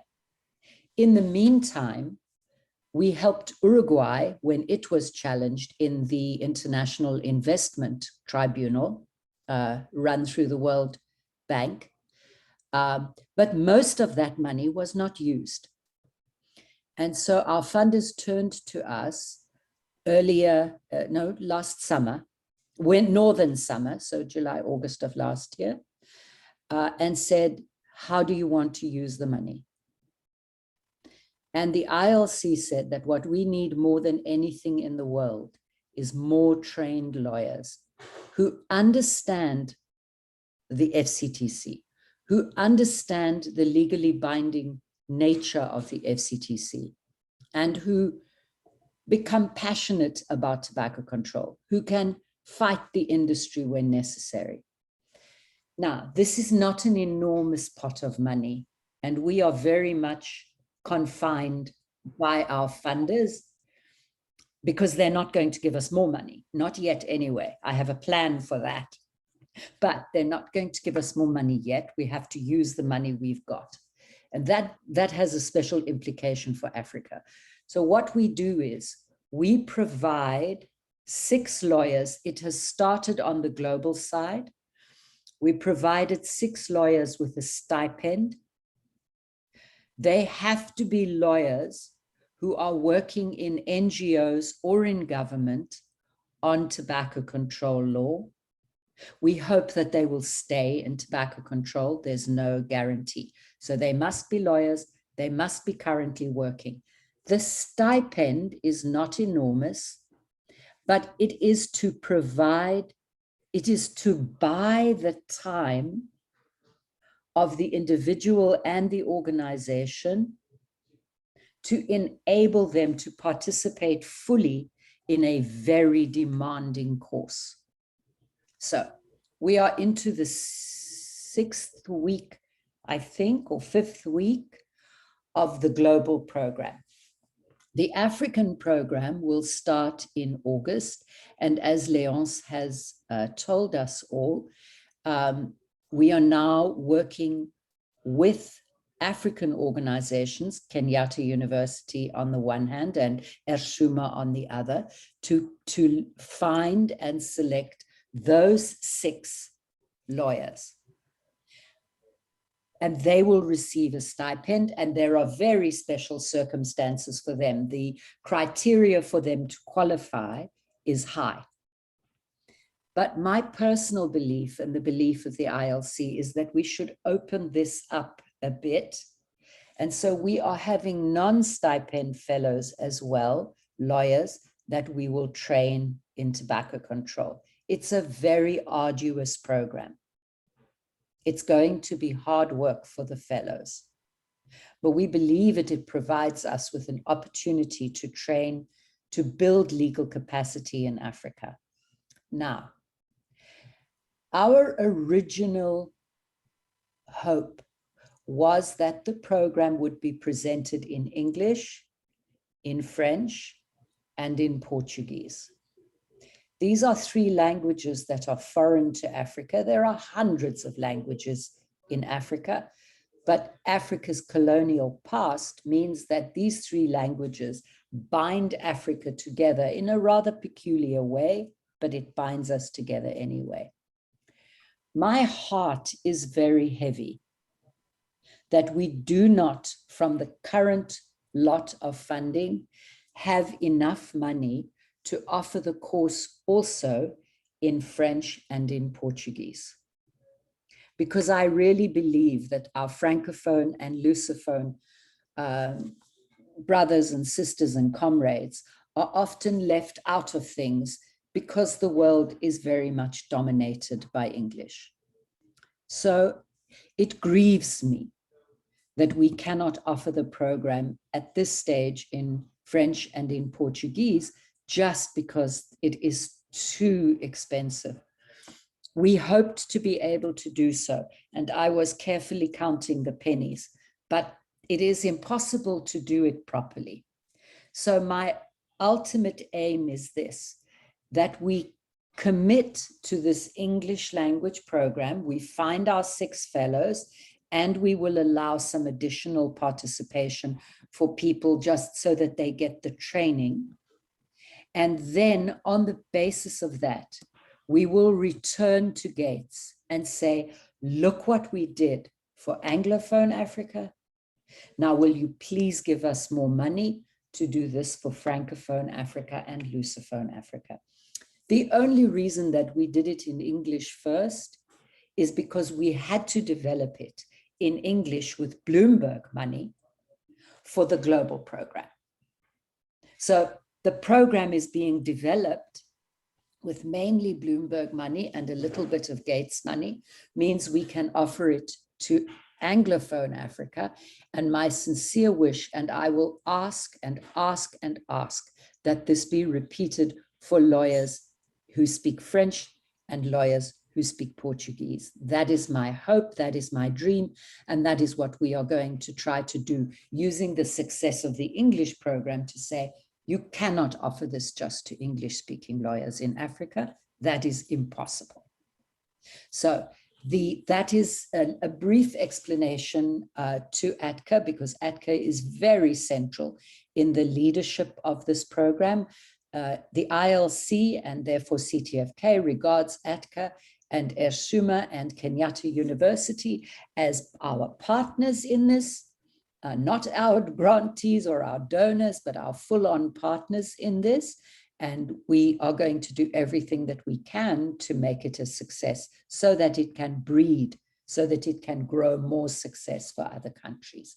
So I will stop there, but Léonce asked me also to give you the name of the American university that is underwriting this, because CTFK is not an academic institution. We're just an NGO, an advocacy institution. So the certificates that the lawyers will receive, we also will have the logo of Georgetown University in Washington, D.C., which is one of the most prestigious law schools in the world. And they are also working in partnership with us. And we really do have high hopes that this will provide replacements for those African lawyers who are getting very gray and very old and are going to retire soon. We will have a new group of lawyers that will be able to support tobacco control in Africa. So I will end there, but happy to answer questions if people have questions. Thank you. Well, thanks so much, Patricia, and thanks. I think this is good news, and if you can start the first cohort very well, I have no doubt that, yeah, we will be able to extend this to the Francophone and Lusophone countries. First thing is to get this started even on the continent, because we were not originally on this program. And so we have to crawl a bit before we'll be able to run, which is also signs of progress. So Jibril, and I think we'll finally be winding up. Ok, merci Président. Donc, j'aimerais juste faire un petit commentaire sur ce que Patricia et Léonce ont dit tout à l'heure. Je retiens deux mots: passion et futur. Il faut former des gens qui sont passionnés. Léonce a dit il faut que vraiment ces gens qui sont formés doivent nous accompagner dans le futur. Je pense qu'il est temps que nous puissions tirer les leçons du passé. Ça veut dire quoi? Avec ACS, American Cancer Society, il y avait des bourses en Afrique du Sud pour former des PhD sur le tabac. Ils étaient 5. Aujourd'hui, là où je vous parle, tous ces 5 ne travaillent plus sur le tabac. Ça, c'est un élément. Deuxième élément, CTFK a eu à former beaucoup de juristes dans le continent africain. Parmi ces juristes, nous en avons bénéficié, d'autres pays en ont bénéficié, mais ces gens, aujourd'hui, pratiquement la moitié ou tout le monde n'est plus dans la lutte contre le tabac. Est-ce que nous devons continuer dans ce processus de former des ressources humaines de qualité et de les perdre 1 an, 2 ans, 3 ans après? Est-ce que nous ne devons pas vraiment réfléchir là-dessus pour voir comment reconnaître les gens qui sont passionnés? Comment reconnaître ces gens qui vont nous accompagner dans le futur? Sinon, nous allons continuer à faire de la répétition à chaque fois, à chaque fois. C'était vraiment ce commentaire que je voulais faire. Et je pense que c'est important qu'on puisse vraiment réfléchir là-dessus. Je ne sais pas quelle stratégie le faire, mais quand même, il faut vraiment veiller à cela. Sinon, c'est formé, ils seront ailleurs. Formés, et nous allons toujours encore continuer à former, à mettre beaucoup d'argent dans cela. Merci. Lastly, Yunusa, I want to close this. Oh, oui, merci. yeah. Oui, merci, Président. Très brièvement, je partage entièrement les propos de Jibril. Je vais juste ajouter un mot.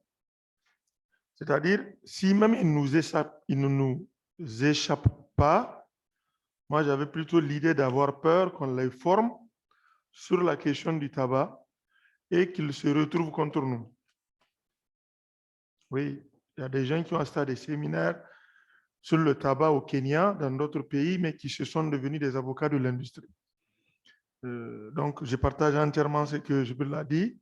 La réflexion doit continuer. Moi, j'ai plutôt une question à Patricia sur les opportunités là. Est-ce qu'il y a une possibilité d'avoir un appui pour engager un procès contre l'industrie? En fait, chez nous au Niger, ça fait 2 ans que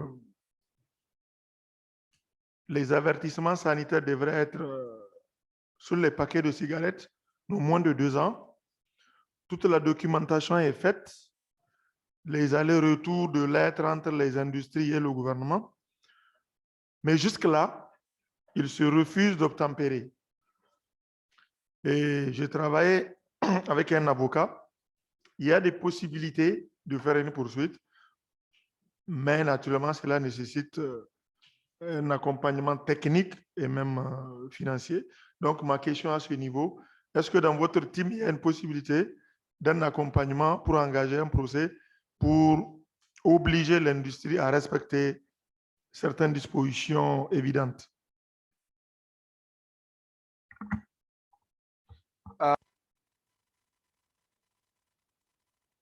Sorry, unmute.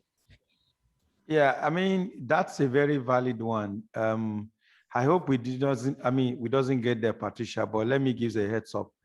We have a situation in Nigeria that we're handling now. The Victoria Health one has taken effect. The industries are actually complying, and the reports of compliance is very high. But we've also heard rumor of an illegal 150-day extension for enforcement, which is, I have been talking to the ministry that the ministry unilaterally gave, we've not seen the instrument, we've not seen the communication, and the other agencies have not seen it, what they call 50 days grace for them to clear old products. One, it's legal. They do not have such powers. The ministry does not make law. The regulations is a law. It was passed. I mean, you know the process we have to go through. Arrowing process in Nigeria is that it was passed by the National Assembly. So, and I think the tobacco companies know that, but they just somehow went to somebody dumb at the ministry, possibly give them a letter that says, I mean, something like that. So I've been handling this diplomatically to make them realize that they were dumb and that the industry probably was laughing. They don't even need it. But just to test the waters to see whether they will buy it. And for me, once I get to Nigeria, I want to meet with them at the TC unit. We don't recognize that. We're not going to recognize it.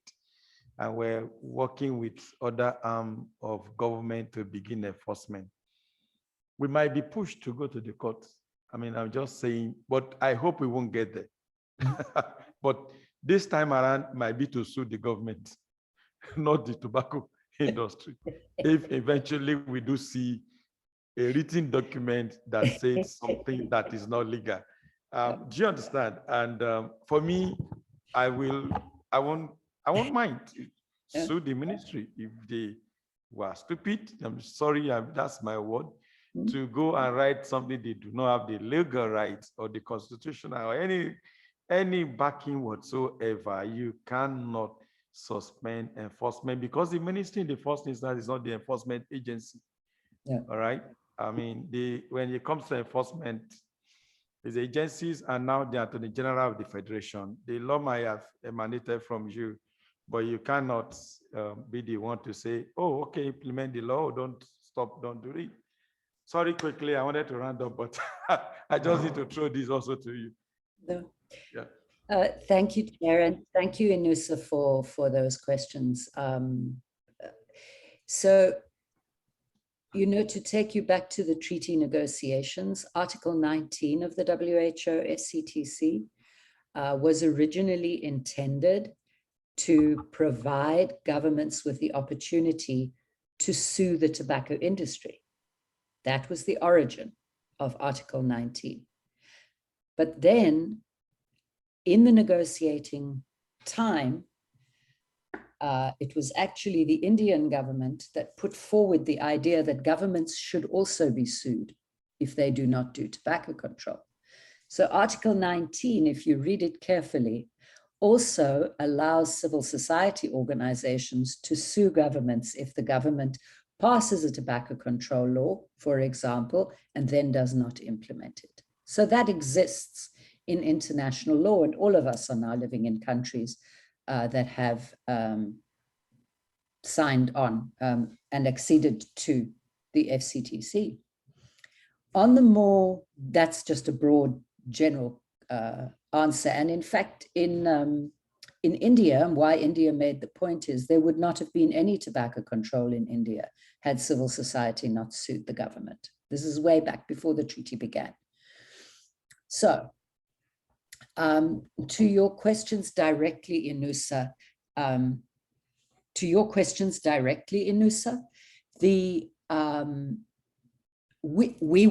we can definitely provide technical advice for Niger. No question about that. Send the documents to us. We have them translated. We work with French lawyers who understand the French legal system and the legal system for France in Africa. So that you can say we will do. Whether we can provide financial support for that always depends on negotiations between the ILC and our funder, in this case, Gates.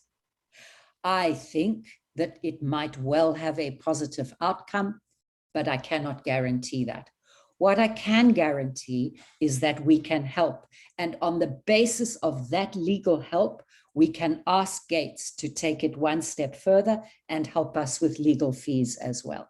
So I do believe that that can be done. And I will do my best to make sure that we at least open the negotiations with Gates to provide financial support in addition to whatever legal technical support we can supply. I will end there.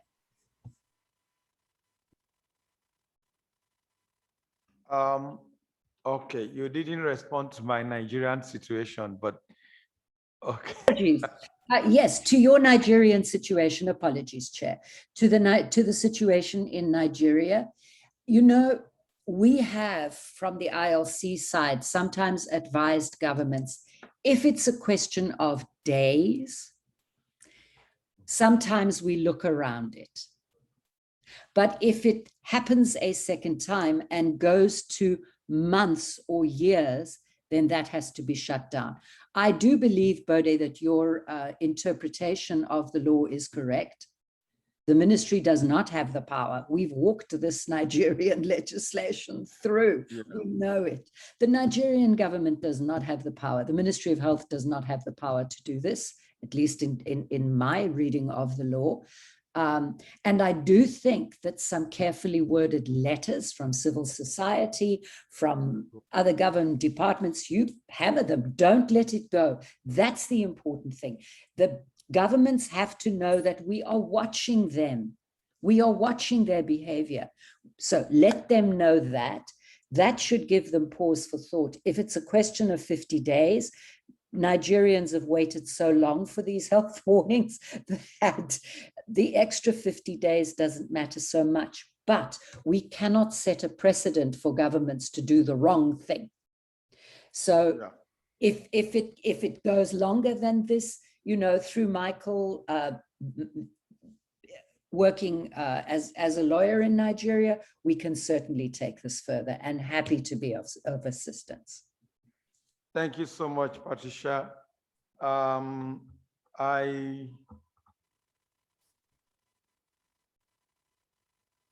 Hands up. Wow, we're finally here and I'm hungry too. So I would so much like that there is no hands up. I want to bring this meeting to a close. Any final word from the Secretariat before I would say my final word?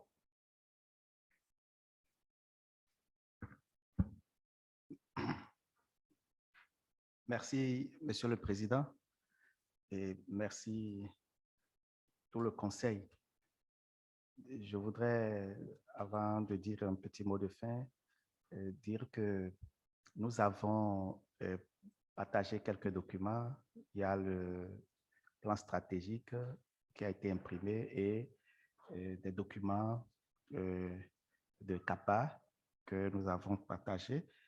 Et je voudrais aussi informer que le 31 juillet est la journée internationale de la femme africaine. Et au niveau du secrétariat, nous sommes en train d'envisager célébrer les femmes de la lutte anti-tabac. Et donc, nous allons, dans les jours à venir, partager quelques activités et contacter certaines afin qu'on puisse organiser et les célébrer. Et donc, les femmes africaines au niveau international et sur le continent. Donc, c'est la journée internationale de la femme. Donc, il y a des Africaines qui interviennent sur la lutte anti-tabac, mais qui ne sont pas aussi en Afrique. Nous allons tous trouver un moyen de les célébrer dans une occasion. Et nous avons aussi, vous avez reçu des emails de l'équipe de communication pour de petites interviews. C'est juste 1 minute, 2 minutes. Et vraiment, c'est pourquoi c'est une question. Et quand vous voyez un peu, c'est des questions qui vont nous permettre de constituer une documentation, un document sur la lutte anti-tabac en Afrique, mais aussi documenter un peu le parcours de ATCA et là où ATCA va. Donc, nous allons les exploiter sur le site web et dans d'autres occasions pour qu'on pourrait l'utiliser aussi pour la mobilisation de ressources aussi pour l'organisation. Donc, je vous remercie d'avance pour avoir accordé cette interview. Je crois que j'ai reçu plusieurs réponses positives et je vous remercie.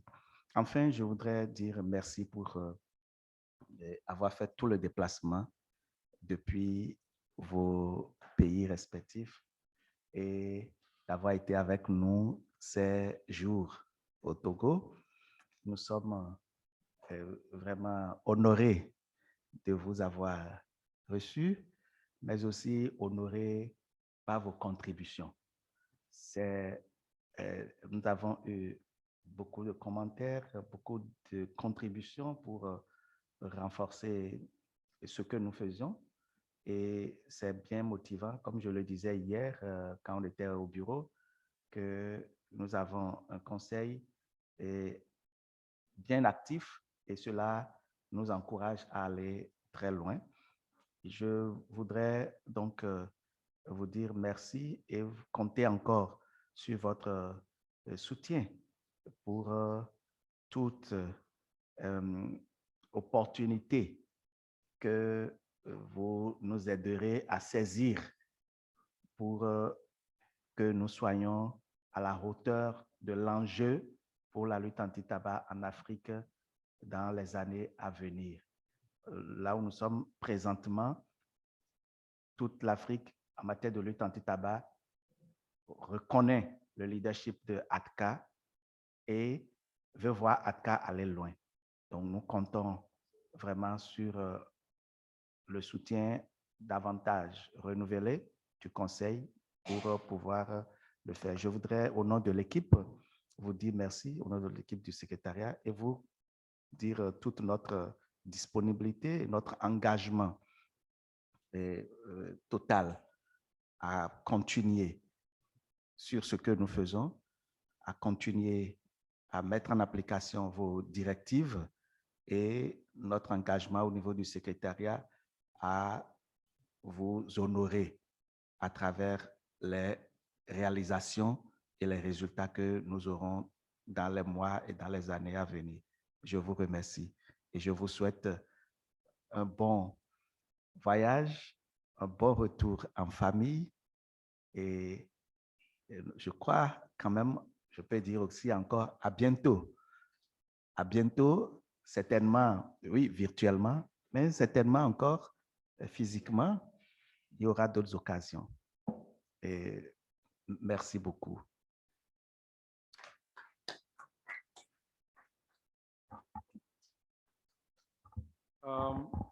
Does anybody want to make any flag? Okay, I think I can just close.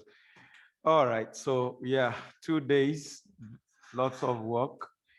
I want to thank everybody, all the board members for making these 2 days very exciting for me. So easy to chair people who already were prepared for the meeting. I want to thank all our members that joined virtually. It's always not very easy for you to attend day-long meetings via the video. It's really very tiring, especially. And yeah, thanks for Patricia who has to wake up very early, 5 a.m., 4 a.m. in the morning. Ajay, thank you so much. Sincere thanks goes to the Secretariat, Alliance, and your team. This has actually worked seamlessly, no itches whatsoever. Thanks for the translators. Thank you. We want to say a big thank you for the huge job that you guys are doing. We've actually had very profound deliberation with very clear, decisions that will help us in moving forward. I want to thank you all, and for those of us that have very long journeys, safe travels. Yes, after lunch, we'll still be doing the videos, and then we can go and explore Lomé. Make sure you drink coconut water, and for some of us who are going to pick 1 or 2 fabrics. Sincerely, I want to thank you. This is a very productive meeting. We all have safe trip back home, and God guidance in all we do. Yes, thank you so much. Yes, we have the dinner. Okay, we still have dinner too later today, and dancing without alcohol. Thank you so much, guys.